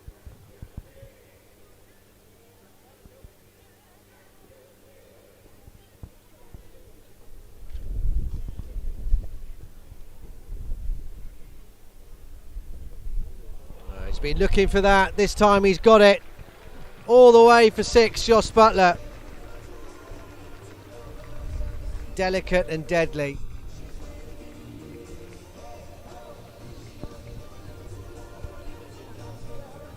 Using the pace. Bit wide down the leg side really from Stanley. And Buttler able to get inside the line immediately, and in the end for him, pretty simple shot.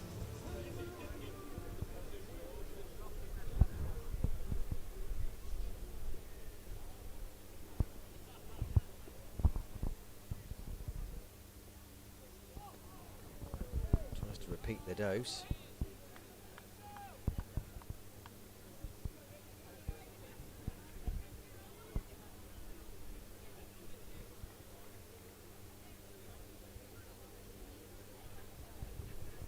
It stood still, might have been a wide. 1 ball to go. Another quick conflab at the top of the bowler's mark. Moeen and Dwayne Bravo in Mitch Stanley's ear. was a fearful slap. Away it disappears again. Dwayne Bravo with a token effort on the edge of the circle, goalkeeper style, desperately trying to tip it round the post. It doesn't get a finger on it, and away it flashes to the fence. 46 for no wicket at the end of the 5th over. Still got 1 over to go in the power play. 13 runs coming off that over from Mitch Stanley. 3 overs, none for 30 now for him. You say Moeen Ali and Dwayne Bravo in his ear as he was going back to his mark, but I presume the youngster wasn't in Mo's ear, so if only he'd caught it, if only he'd clung on. How are your fingers, Skip? Yeah. You said that, yeah. I hope they're not still hurting.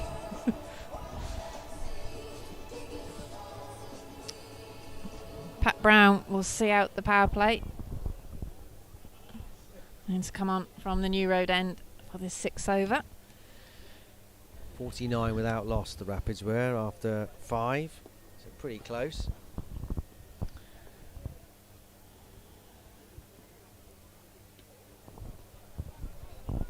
Starts with a wide. Pat Brown, as you say though, it was those wickets, wasn't it, at key times. It's always the difference in this form of the game, well, in every form of cricket, but it's especially here, stopping those partnerships, stopping the momentum, new batsmen in, having to start again. It just chipped away. And Worcestershire lost Moeen Ali and Colin Munro. Lancashire put the squeeze on. Full ball from Pat Brown. Goes for 1.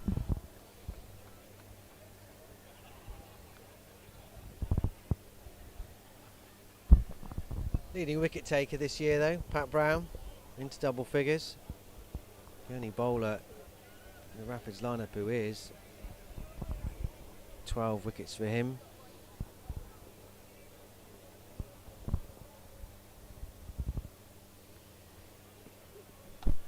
Slower ball. Well stopped in the end by Kashif Ali on the circle. Yeah, it's, you know, when you're this far into the competition and your top wicket takers got 12 wickets with a few 7s as well behind him, you know you're going to have struggled in the competition as a team. Things just not clicking this season. Perhaps it would have been a different competition if the Lancashire game away, the Yorkshire game had gone their way.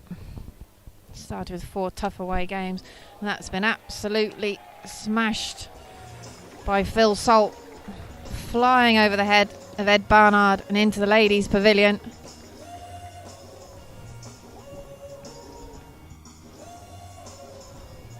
Timing from Phil Salt.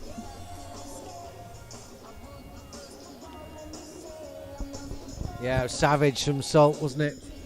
Short onto it so fast and flat over square leg. 6 all the way.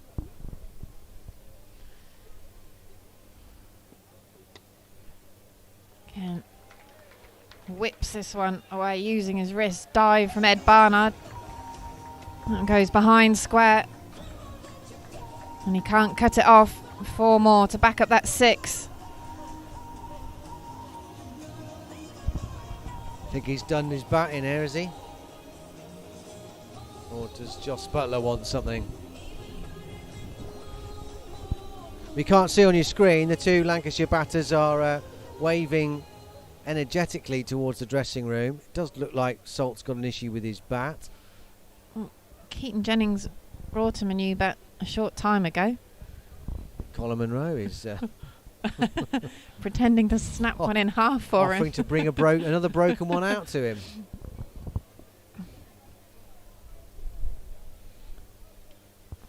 Hasn't brought any more down to the dugout, so dispatched up to the dressing room. Here come a couple. In the covers, so we're going to have to get them out of the covers, have a look at them. Straight off the shelf. Wonder if they were in the sale. knocked in with a bat, with a ball in a sock. No, they've had that really sort of coarse tape on the front, like the security glass. Yeah, Do you remember that? The thick the little tape, lines. plasterer's tape. Doesn't need knocking in. Straight away. There you go, Phil. Have that.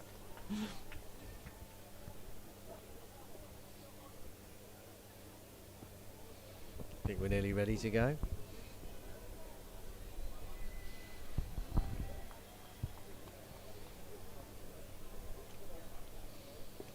Two to come from Pat Brown to end the power play. I didn't time that one with his new bat. Barnard on the square leg boundary.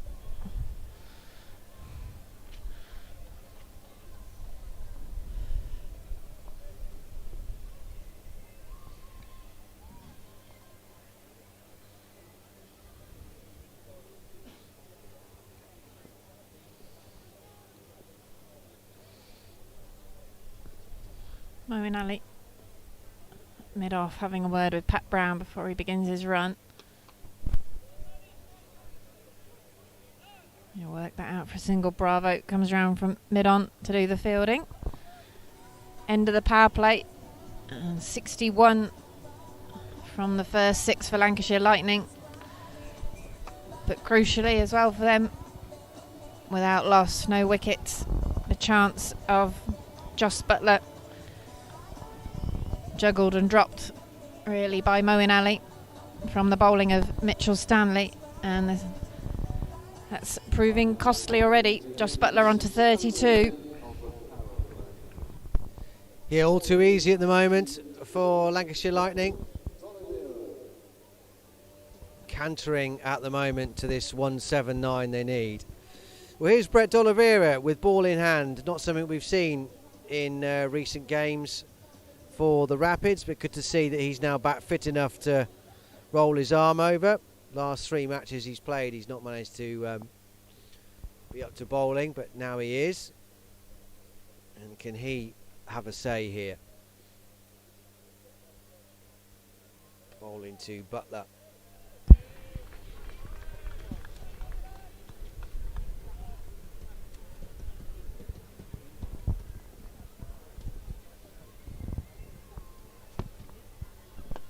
Butler comes down and the ball goes long. That's over the stand and smacking into where the old score box used to be. Another 6 for Joss Butler. Another ease away. Hardly any effort. And that went absolutely miles. That's his 3rd 6. And this is what we feared might happen from a Rapids perspective.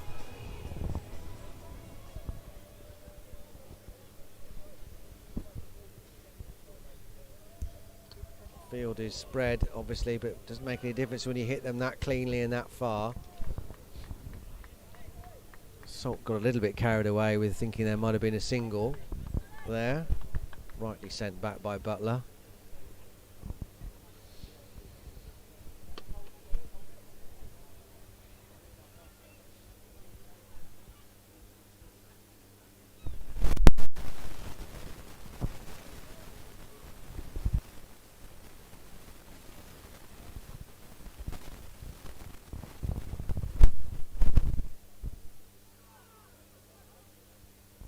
They will take the leg bye, or the bye in fact.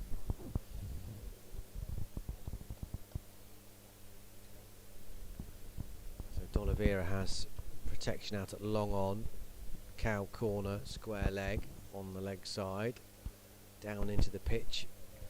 Thrashed on one leg by Butler. They will come back for 2. Stanley running round, doing the work at long off. End of Brett D'Oliveira's return to the bowling lineup for the Rapids. 71 for 1. 10 off that over, but 6 of those came off his second delivery. So Salt 24 from 15, Butler 39 from 25. That partnership already a problematic 71. Their run rate, the red line above the blue. And at the moment, Lancashire on their way to the victory they need to make sure of their place in the quarterfinals. They need just a point from the last 2 games to guarantee that. Disputing the lead at the top of the North Group with the Birmingham Bears. Yeah, they're on the same 16 points as Birmingham and Derbyshire. Lancashire finish up with a game against Birmingham on Sunday.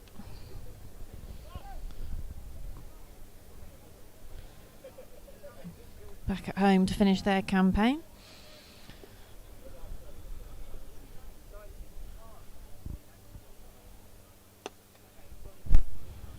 Bravo into the attack. So that'll be a good tussle to see who finishes top of the pile. Yeah, that'll be a good game.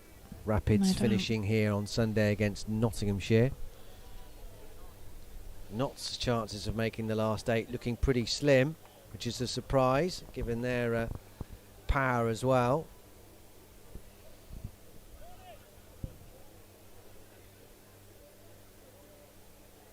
At the moment they're 7th. 4 points off the top 4.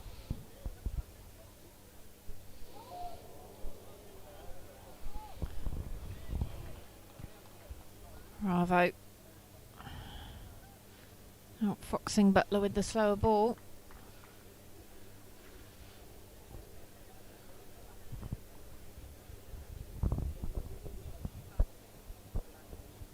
Sending Moeen back to long off. Dwayne Bravo. So someone's got to come up to compensate. It's Pat Brown's come up from deep point to the edge of the circle.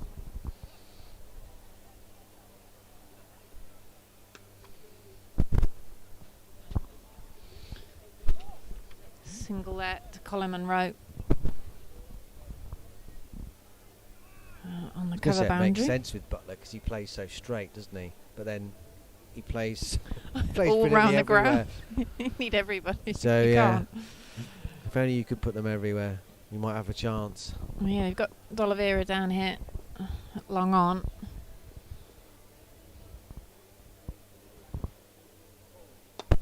And he does hit down the ground, as Dan says. Salt, sorry, on that occasion. Well fielded by Brett D'Oliveira. Keeping. That's really good work from D'Oliveira because he didn't have too far to go, but it was hit with such power that was zipping off the turf, and he got well high to his left rather, and batted it away. Just about kept everything the right side of the rope. The rope's a fair way in as well, isn't it? Straight, so slightly shortened boundaries. Quick across the turf though, Brett D'Oliveira.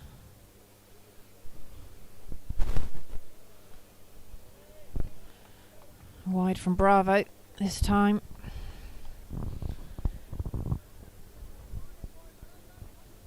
It's the 5th wide this evening from the Rapids. When you're defending the 1-7-8, they needed to keep as tight as they can.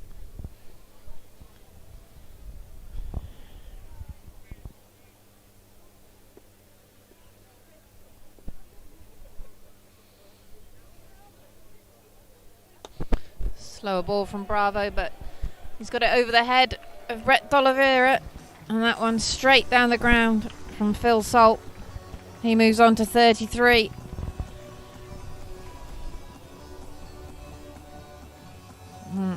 Lancashire just punishing the Worcestershire Rapids bowlers.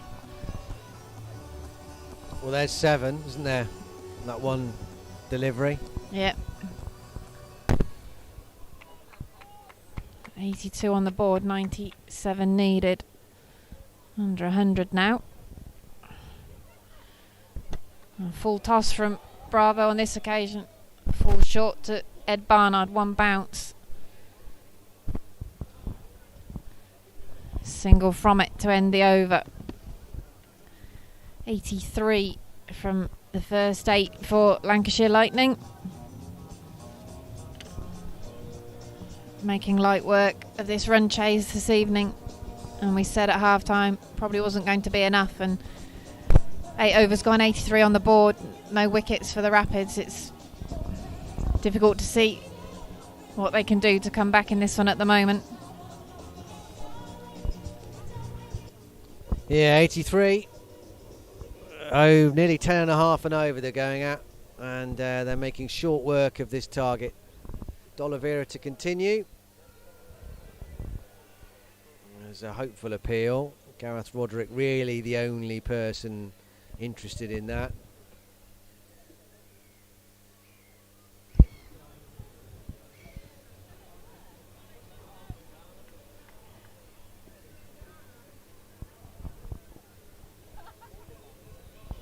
There's another wide.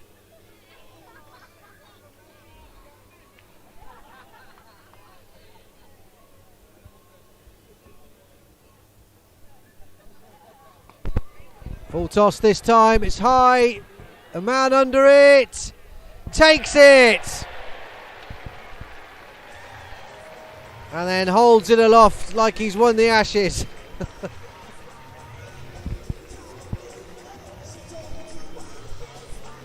Even though it's Colin Munro. But anyway, finally the Rapids get their first wicket. And it's Phil Salt who's perished. Out for 34. He was starting to catch a touch of the Joss Butlers there in the last few deliveries he'd faced. He was racing up to match Butler, but he's gone for 34. The Rapids at last make a breakthrough. Well judged by Colin Munro in the deep. That was in the air a long, long time.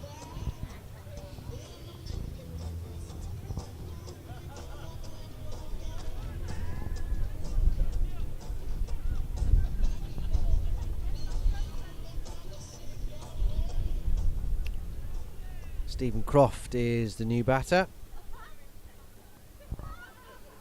Likes batting against the Rapids, averaging 40 from his 14 innings, 366 runs. A couple of half centuries. High score of 94, which he got here in 2019. It's in the air for a little while, but it's comfortably short of Moeen Ali at mid-wicket. That's what we were saying though, wasn't it, with the Lancashire batting lineup? You get rid of Phil Salt and you're replacing him with all the experience of Croft, who, as you say, likes to bat against Worcestershire.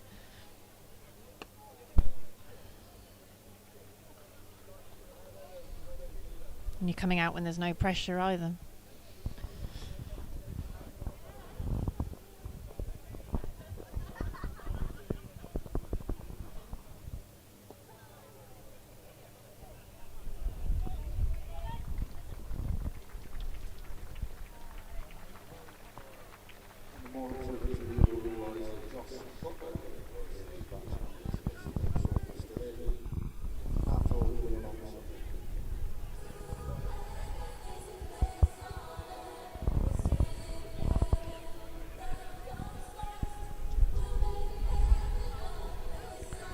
Yes, Butler's gone, out for 42. Salt there on 35.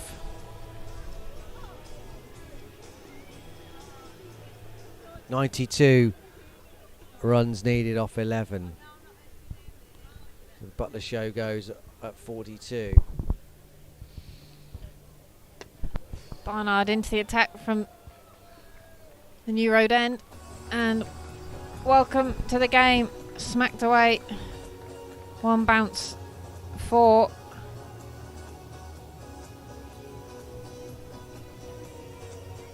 I think the scoreboard must have been having a bit of a moment then previously. Salt is the man still in and has beaten the inner circle, and that one trickles away in the end for another 4.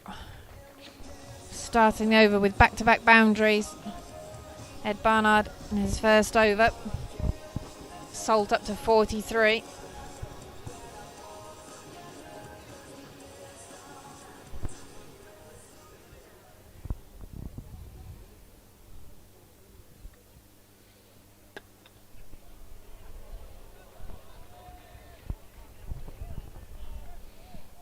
Better from Barnard, takes pace off that one a little bit.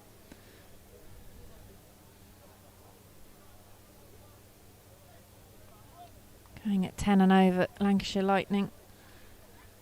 2 above where they need to be. 95 on the board, 84 to win now. Idea here from Dwayne Bravo to Ed Barnard. Jake Libby's gone down to the fence at backward point. Coleman Rose come up from long off to go to the covers. Bravo's dropped back to long on.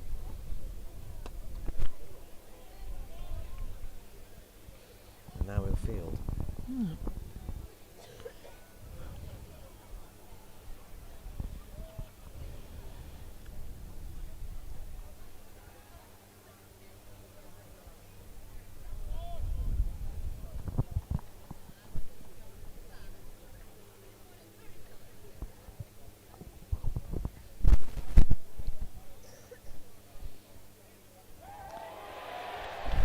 Barnard with the breakthrough this time. An edge from Croft, taken by Roderick behind the stumps. And another breakthrough for Worcestershire. Get rid of the dangerous Croft for just one. So a best of 94 against Worcestershire, but he's gone for one this evening. But yeah, Barnard strikes.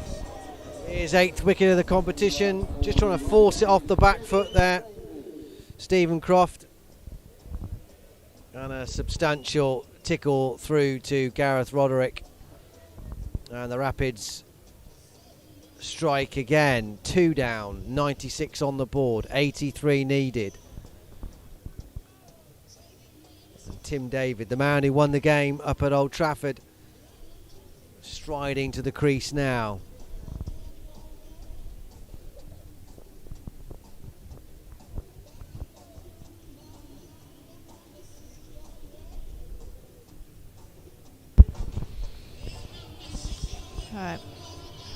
Barnard started with back-to-back boundaries off his first over and tightened it up. Dot ball 1 wicket. Tim David on strike. Hit powerfully down the ground to Colin Monroe. Going around from long off. Barnard recovers well after the first 2 boundaries. 97 for 2, Lancashire Lightning. At the halfway stage.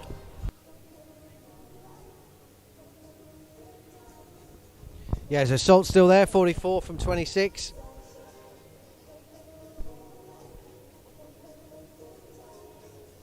$82 needed. Bowling figures for the Rapids. D'Oliveira and Barnard, the successful bowlers so far. D'Oliveira is going to continue. 2 overs, 1 for 12. His excellent figures thus far. Bowling to David. They'll pick up a single here. They'll run the first quickly. Might come back for 2, and they do. That's good running. Timed it well, but just wide enough of Ed Barnard out there at long off to give him time to sprint back for a second. Halfway point. 97 for 2 it was. 85 for 2 with the Rapids.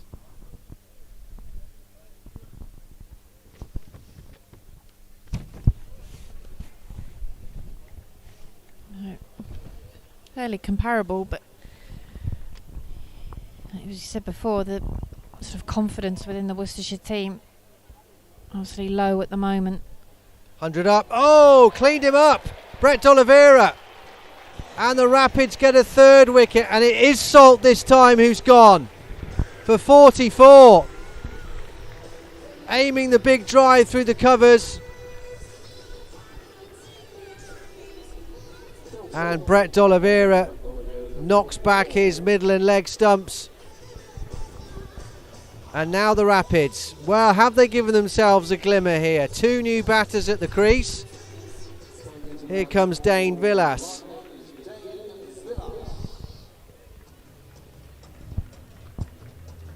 .79 off 57 with 7 wickets left. Still very much a Lancashire Lightning equation here, but you never know. Butler out, Salt out, David out.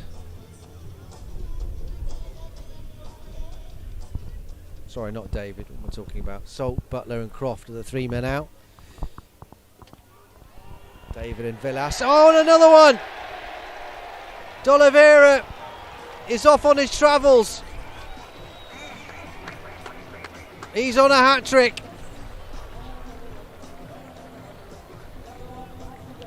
And Tim David departs the scene.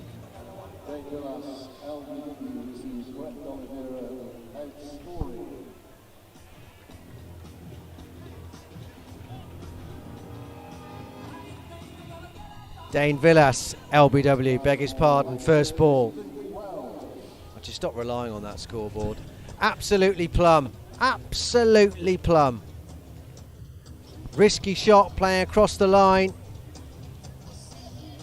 Got to make contact and he didn't. Right, D'Oliveira's on a hat-trick. Stanley was on one at Edgbaston last week.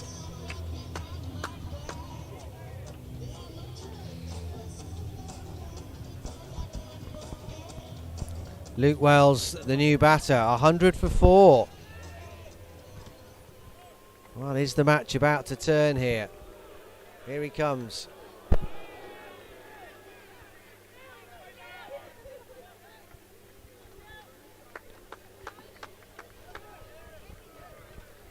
Not the hat-trick, but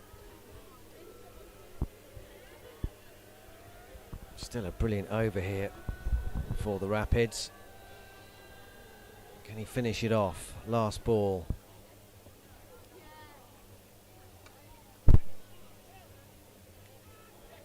Should be just one. Oh, they're going to come back for a second. Kashi Valley running around from the deep. Nevertheless, a fabulous over from Brett D'Oliveira. 2 wickets and only 5 runs coming from it. 103 for 4. Rapids, are they back in the game? 76 from 54. Smart money is still on Lancashire. Well, you've got someone as dangerous as Tim David at the crease. If they could nick him out cheaply, it really would change things up. Bravo. On for his second from the New Road end. So you saw how devastating Tim David was up at Old Trafford early on in the competition, just over a month ago.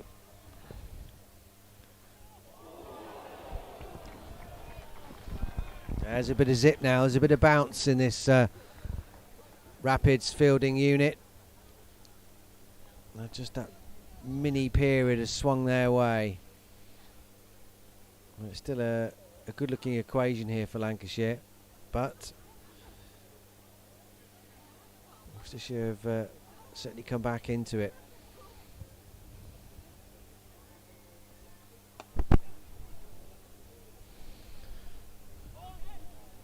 Cuts that one away. Kashi Valley with the throw keeps them to 1.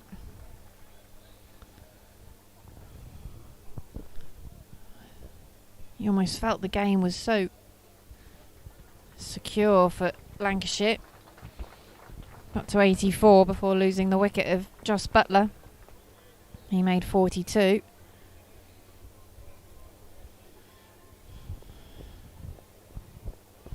Perhaps Worcestershire just trying, can they get themselves back into this game? Competition's gone for them, but still want to win every game they can. Or any game they can. Full of ball from Bravo. I'll take a single. Think about a second. Munro has to come a long way in. On the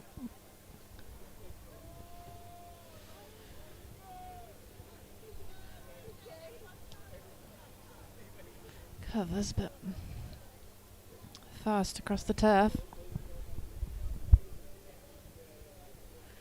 Just hear the Worcestershire players in the field a bit more now. A little bit more chat. They've gone a little bit flat before that. D'Oliveira with the double breakthrough. Tighter over from Bravo as well.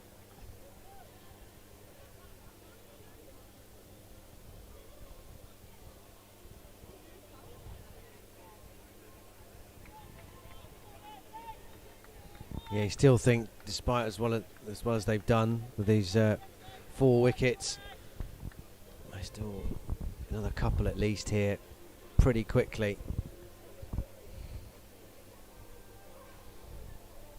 That one hit up and over.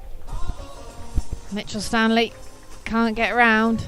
It's hard to see in this light whether it bounced just inside the rope or just after it. Umpire Blackwell asking Mitchell Stanley. He's not really looking at the moment. It's a 4. That must have been fairly close.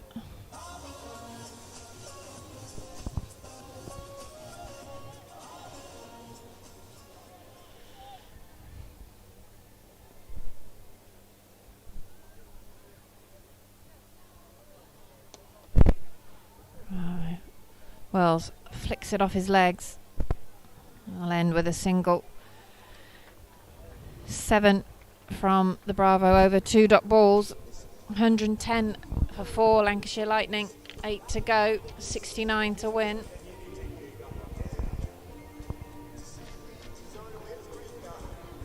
Well, again, at the same stage, the Rapids were 104 for 2, so there's not a lot in it at the moment. D'Oliveira with those standout figures. 3 for 18 from 3. His best bowling figures in T20 cricket against Lancashire.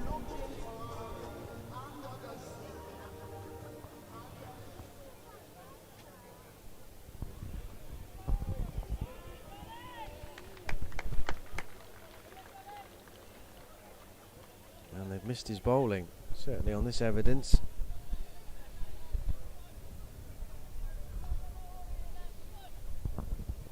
For 26, his career best in this form of the game.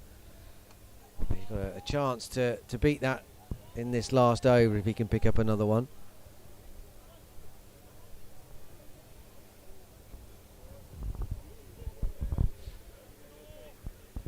Three for 19 from his 3.2 overs.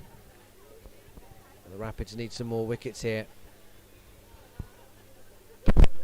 David goes long, might be one here. And is! Well held. And Brett D'Oliveira at the moment does have career best 2020 figures.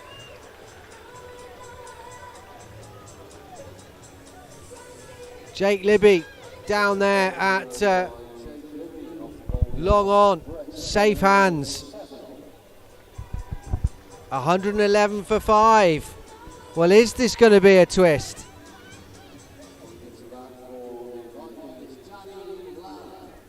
Danny Lamb is the new batter. 4 wickets for Brett D'Oliveira. Lancashire 111 for 5. 179 is the target. And this game shifts back towards the balance.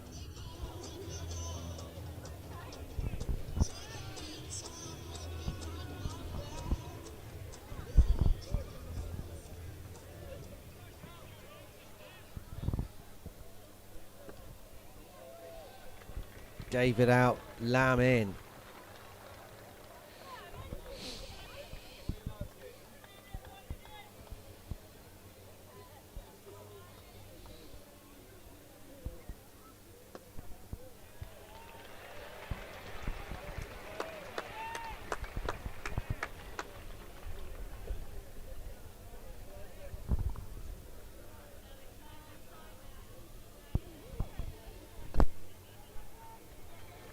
It's only going to be one to end the over. Wonderful stuff from Brett Oliveira. Outstanding effort. Career best T20 figures for him. 4 for 20. Brilliant. It may not be enough to win the game for the Rapids, who knows, but it's given themselves a shout at least.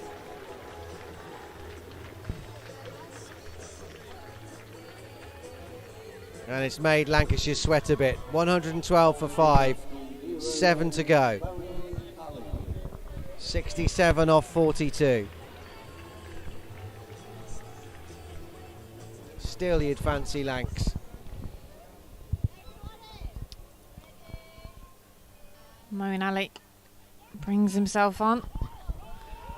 Slight misfield. They think about coming through for a single, but in the end think against it.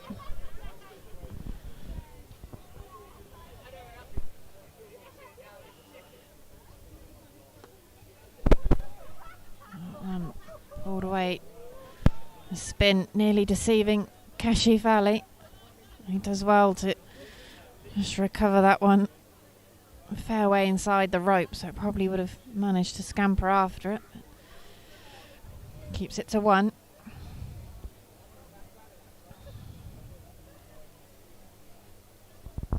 Okay, much more back in the balance now. How much belief can Worcestershire have? Wells tries to go big, doesn't time that, a bit edgy. And just one more. It's one of those situations where it's difficult, sounds a bit strange to say, but the Rapids try and have to convince Lancashire that the situation is worse than it actually is, if they can. But it's out of their grasp. Moeen Ali. It has got worse. It has. It's bowled. Danny Lamb. Oh, Worcestershire right back in this. Get the 6th wicket. Lancashire were 84 without loss, and now 114 for 6. Danny Lamb goes for 2. Tries to go for the reverse and ends up being bowled. Well, it hasn't happened very often in this campaign, Sal, but just feels like the stars maybe are lining up for the Rapids again. Who knows? Oh, They're dragging themselves back here and giving themselves one hell of a shout in this match now. 65 from 38, but it's the wickets in hand that now is starting to be a problem for Lancashire. Just 4 to go, and here come the bowlers. Well, Wood, I guess, he can certainly bat. Whether he's a out-and-out all-rounder, I don't know, but he can certainly cause some damage. But 114 for 6, that 65 is looking a bit further away.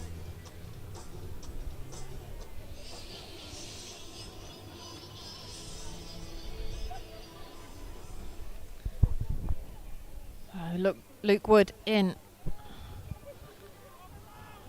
Works it away. Barnard comes up to do the fielding on the leg side. Well, you just wonder as well, with Worcestershire only having 1 win in the competition, how they feel. Can they see the game out? Can they put that extra pressure on? Have they got the confidence to believe they can win the game? Moeen Ali finishes with the dot ball. 3 runs and the wicket from his over, getting rid of Danny Lamb and Lancashire's 6th wicket to 4. So 115 for 6.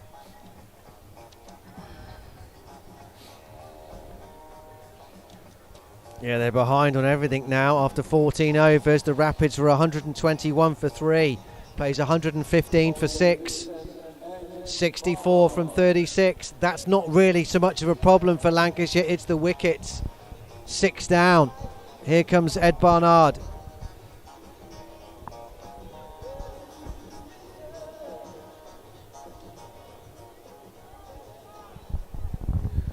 One for 10 from his only over so far. Bowling to Wood. They run the first quickly, but D'Oliveira, you don't get anyone faster over the turf than him. Keeps it down to just that 1 run. 63 off 35. Not quite to a ball, but it's not far off.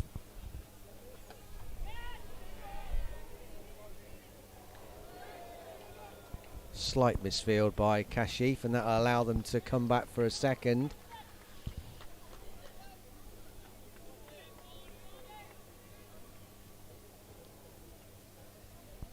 Set up now though, isn't it? Rapids know that a bad over or two and the game's done, and Lancashire know that only 4 wickets to go. Can't afford anything silly either.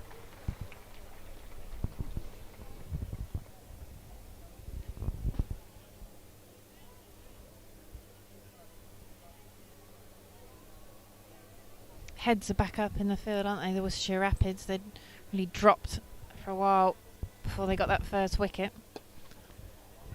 Yeah, it's been a palpable shift. They'll look to come back for 2 here, and they'll get it quite comfy in the end.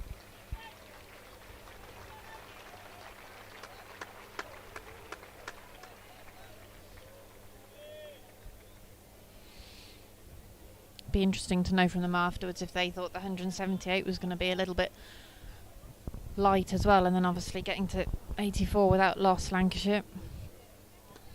It just shows you though, I mean, wickets are the killer. You're losing wickets, you really got very little chance of no time in the game. There's that constant juggle between rebuilding and hitting the gas. It's such a fine line. You just have to try and keep your wickets intact, and they haven't done it enough in this campaign. The Rapids heaved away by Wood. Not pretty, but effective. That'll relieve some of the tension, definitely. 4 to finish the over, 125 for 6, 54 off 30. That's turned an excellent over from Ed Barnard into an okay one. Well, 10 coming from it.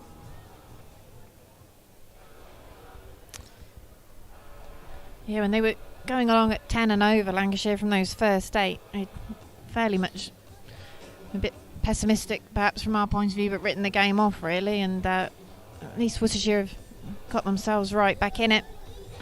Still going to be tight. Moeen Ali on for his second from the New Road end. Wells has gone big, but D'Oliveira is under it, and he takes the catch.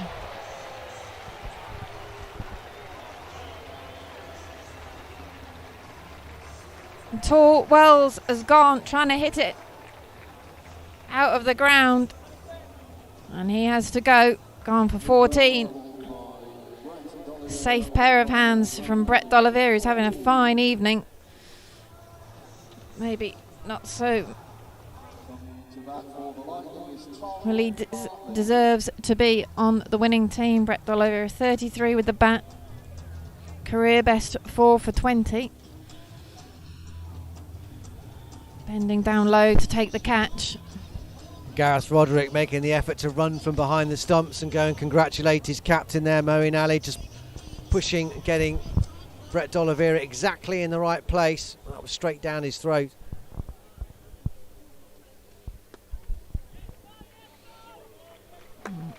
Hartley wanted a single there. Get himself off strike, I think, as well as needing the runs. Bravo was in. Smacked back at Moeen Ali. Parries it out to Barnard.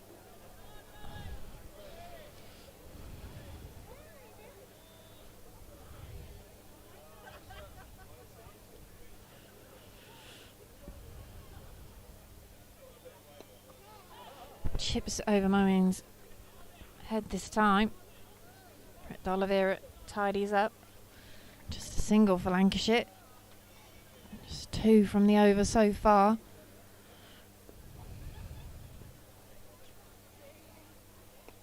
Tries to go big. Hartley, but can't. Top ball's greeted with a round of applause at New Road at the moment. Last ball of the 16th. Hartley comes down to meet it, but Only one more. Fine over from Moeen Ali. 2 for 6 from his 2 overs. 128 for 7. Lancashire. 51 from 24 balls. They need 1 point to guarantee their qualification. Clash of the top 2 teams for them on Sunday when they take on Birmingham Bears at home. I think they'd have fancied their chances of coming away with a win this evening, but Worcestershire squeeze out what would be a second victory in the competition. Well, it's turned around, hasn't it? Instead of talking about the 51 necessarily needed to win, it's now more about these last 3 wickets for Worcestershire to wrap up what would be a brilliant save here, because they looked dead and buried. This should be another one. It is! Roderick takes the simplest catch probably of his career. Leading edge of Pat Brown. Pops up in the air. And Roderick says thank you very much. Hartley's gone. 8 down. 2 to go.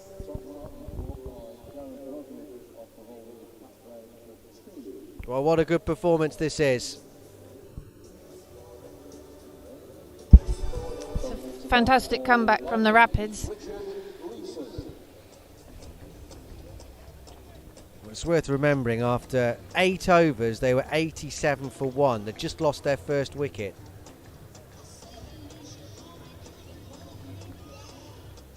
But it's been a marvellous fight back here from the Rapids, particularly when you think back to where they were a week ago and that traumatic night at Edgbaston. That record T20 defeat.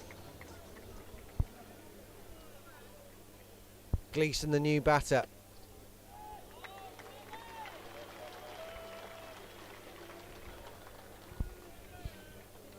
Now the Rapids favourites. 51 to win. 22 balls to get them in. And only 2 wickets up their sleeves.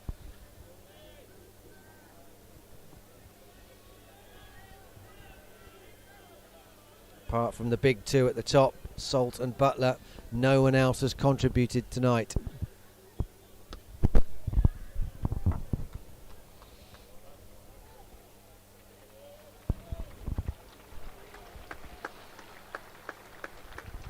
But the body language, the noise, everything is unrecognisable.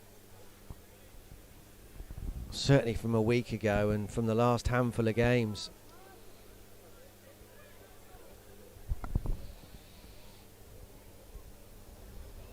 Whatever happens from here on in, this has been an excellent performance.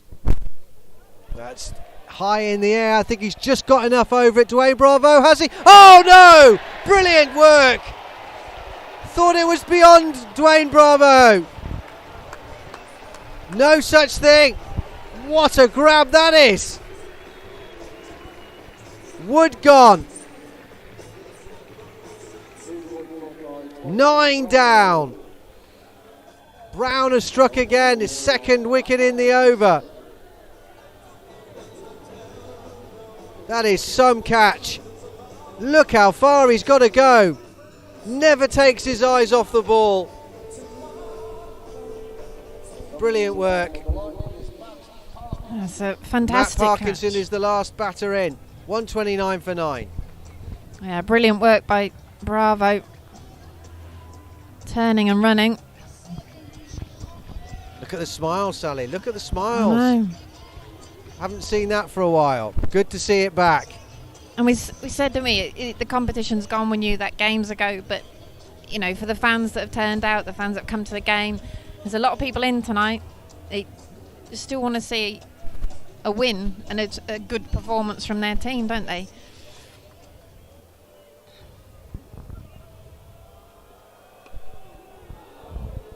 Just about dug that out, Parkinson.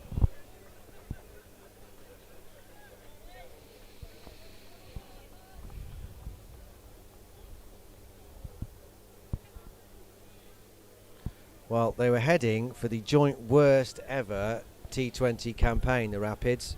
3 points and just a solitary win was what Derby managed back in 2014. That was with 14 group games.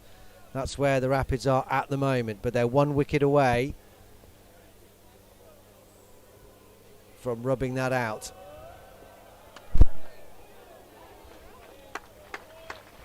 What a tremendous over from Pat Brown. 2 wickets and only 2 runs coming from it. 130 for 9. 49 needed. 18 balls left, but only 1 batter to fall. The last pair are in. Yeah, great work again from Pat Brown. He's had a stronger T20 Blast season, getting back towards the form of a few years ago.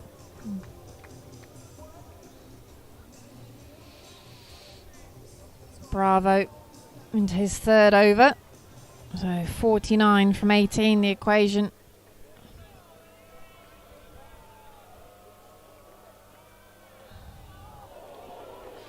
And a wider full toss from Bravo. All the pace off as well, making it very difficult for Parkinson to get that ball away.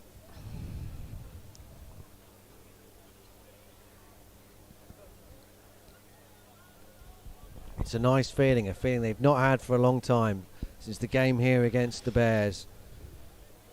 Well, if they can get themselves home, they can enjoy this and take the momentum into Sunday's final game as well. Edgy, that will run away for 4. It's still a tall order for these last 2 as far as Lancashire are concerned. Just the 1 wicket in hand.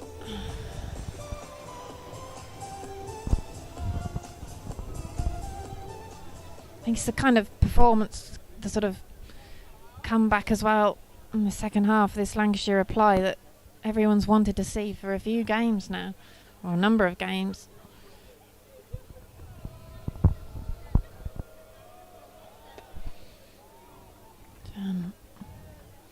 Full from Bravo. Only 1.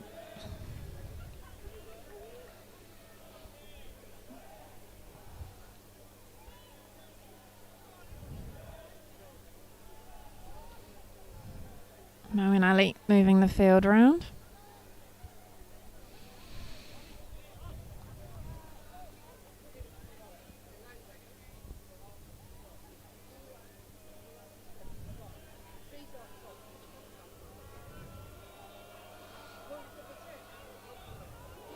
Gleeson dangling the bat out of that one. And Dwayne Bravo's death bowling, all his experience showing as he makes it hard. Yeah, he's almost toying with Gleeson here, isn't he? Tail ender in, varying his pace, using all his skills here, Dwayne Bravo.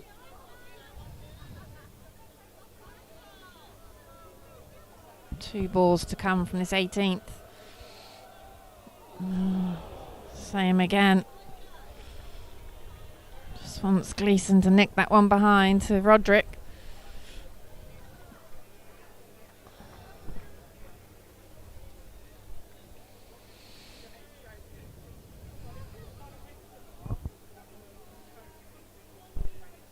I feel it's just what Worcestershire need as well. Heads probably down, not coming away with the win in the championship as well on Wednesday.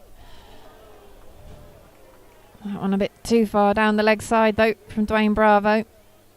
And wide given, have to bowl one more.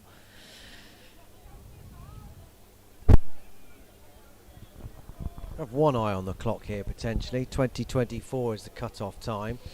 That wide hasn't helped, but they should be all right. Did they add on a few minutes for Phil Salt's bat changing? Twice. I'm sure it works like that. Well, they had to go up to the dressing room, didn't they? And Peel from Bravo. And umpire Baldwin unmoved into the 18th. 136 for 9. All smiles, probably sliding down. 43 off 12. And the dive in Lancashire's run rate around about 13 overs, and they've never recovered. It's probably the Brett D'Oliveira over, wasn't it? Where he's on a hat-trick, ended up with career best 4 for 136 for 9. 43 off 12 balls. Worcestershire need just 1 wicket to wrap up a fabulous win. Pat Brown. Edged. Not sure Pennington will cut that off. He won't.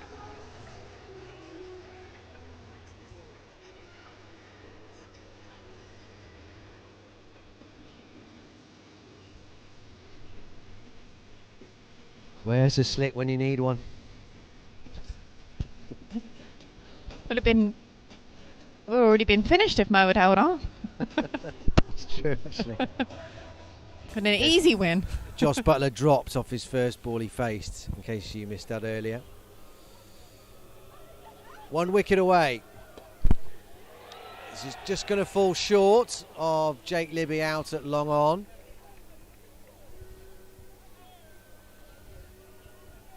Singles not hurting the Rapids now.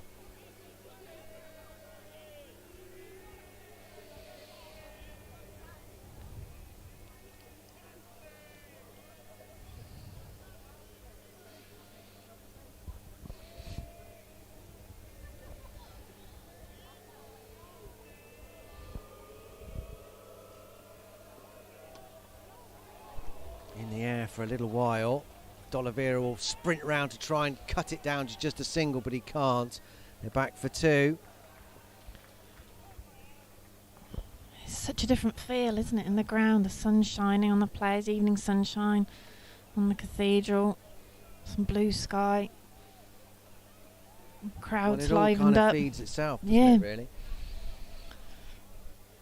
Better performance, the players are up, the crowd have got something to cheer about, they're up. That pumps the players up a bit more. It's wayward from Brown. They're going to try and keep the discipline here, the Rapids. So close to it now.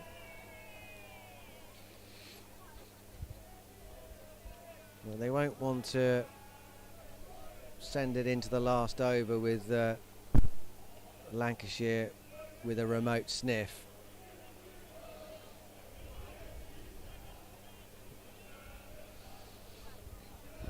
Three to go.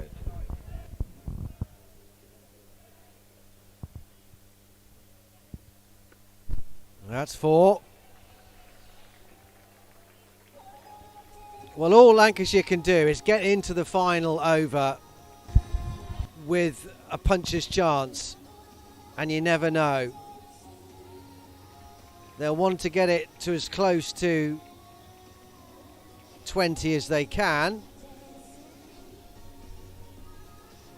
And this is where the discipline just has to kick back in now for the Rapids. Just take a beat, refocus.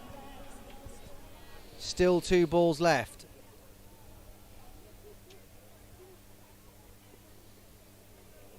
It's better. Dot ball. That'll do. When you mentioned the discipline, there's 11 extras from Worcestershire this evening. 8 wides. Although Lancashire gave away 14 extras themselves.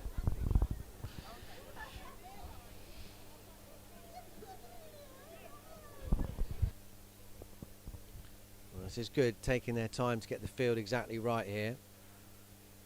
Last ball of Pat Brown's over.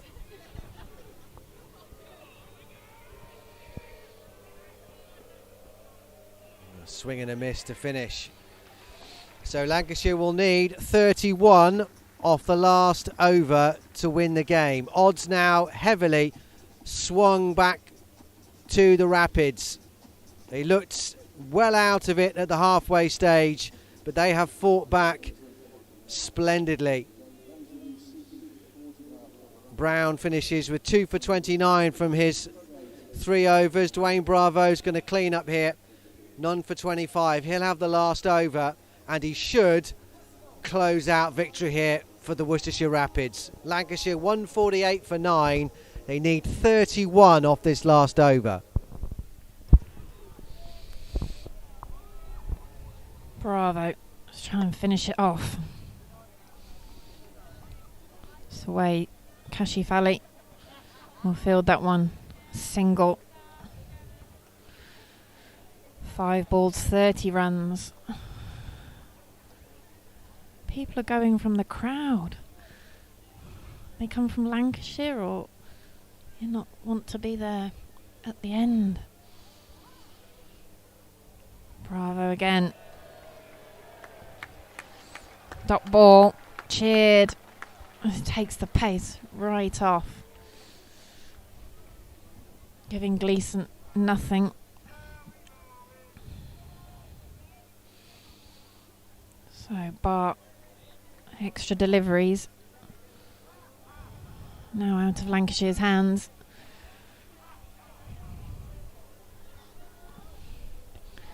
And he's bowled him. Bravo finishes the match off, and Worcestershire have their second win in the Blast competition. They've won this evening, beating Lancashire Lightning by 29. They joint top of the table in the North Group, Lancashire needing only 1 point to secure their qualification, and they have been beaten by Worcestershire to get their second win of the competition. So 178 on the board proved enough. It didn't look like it at half time, but that's a fantastic performance. Real guts from the Rapids, where this team were a week ago after that embarrassment at Edgbaston, to come back and play like they have tonight, when again it looked like the game was slipping away from them and they were going to have yet another defeat. That is some performance of real character. Brett D'Oliveira, fantastic all round, runs, important catch, and brilliant figures. Career best 4 for 20 in this form of the game from his 4 overs. A couple of wickets for Pat Brown as well. He's been very consistent this campaign. Dwayne Bravo using all his skills and tricks, 1 for 26, claiming the final wicket. Ed Barnard finishing with a wicket, and 2 for Moeen Ali as well. Good to see him contributing in an important and influential way in what's been a difficult campaign for pretty much everybody here at New Road. But they have that second win. Really good performance, and rightly this much heralded Lancashire batting lineup. We feared the worst. Salt, Butler, Croft, David, Villas, Wells, it goes on and on and on and on. But apart from Salt and Butler, with 44 and 42 respectively, none of them stepped up and they all fell away. Brett D'Oliveira on a hat-trick. He blew out the guts of that Lancashire reply, and they held on splendidly. That's a really good bounce-back win. I think it just puts pride back into the team, doesn't it, as well? They say the very disappointing game last week, and to turn this one around, we didn't think 178 would be quite enough. They were 84 before they lost the first wicket. Butler and Salt, the big names up top, and once those two had gone, Worcester kept chipping away, making those breakthroughs, and I think have just restored some of the pride with that performance this evening. Yes, a disappointment for Lancashire, who would have thought that game was in the bag, but they'll have to wait to rubber stamp their qualification for the quarterfinals if they are going to make it for the 15th time in the T20 Blast. They've reached finals day in 2 of the last 4 years, but they're going to have to get something out of their last game of the season against the Birmingham Bears, the division leaders, if they're going to make the quarterfinals. The last 8 will have to wait for another year for the Worcestershire Rapids. We know they're not going to be involved in the latter stages of this competition. It's been a desperately underwhelming and disappointing campaign so far, but in the penultimate game of New Road this season, what a way to bounce back. There it is in black and white, well, not quite black and white, in blue and red actually. on your screens now, but they won by 29 runs, and they deserve, Sally, to take a lot of credit and a lot of praise. They've had their critics this summer, and in this competition a lot of it has been fair enough, but tonight they've been absolutely outstanding. I think it's that turnaround, isn't it, from such a disappointing defeat, a record defeat on Friday. They also lost the day before here at home to Yorkshire, and then, as you say, to come back to put in a performance like that. You had a dangerous looking Lancashire team, but they did obviously keep the faith, keep believing, and as you said, the wickets chipping away makes the difference, and they kept going. The heads did drop, but they picked it back up, and fantastic evening for Brett D'Oliveira. Runs, wickets, career best figures, and catch to top it all off. And I think everybody can be pleased leaving the ground this evening and take great heart from that performance after very disappointing T20 up till now, other than the one game against Birmingham here. Yep, and they have avoided that ignominy of the joint worst ever T20 campaign. It now will still belong to Derbyshire with that 1 win and 3 points from 2014. They've got one more game to play this season in this competition, and let's hope they can finish in fine style, just as they have tonight. And just to put it in context about Brett D'Oliveira, I don't think we need to dwell too long on who's going to win man of the match. That's in the bag. 33, top scoring for the Rapids. As Sally said, that crucial catch as well late on, but those career best bowling figures in this form of the game, wonderful. 4 for 20 from his foray. He was on a hat-trick at one stage, sadly not to be for him, but 4 for 20, brilliant. 2 for 29 for Pat Brown, 2 for 6 for Moeen, and a wicket apiece for Dwayne Bravo and Ed Barnard. That's just about it. The Rapids will enjoy their post-match celebrations in the dressing room, and why not? They thoroughly deserve it after that performance full of character and determination. They're back here on Sunday against the Nottinghamshire Outlaws to see if they can finish their season on a high. Let's hope so. From me, Dan Wheeler, here at New Road. And me, Sally Bentley-Reid. A very good evening. Good eye.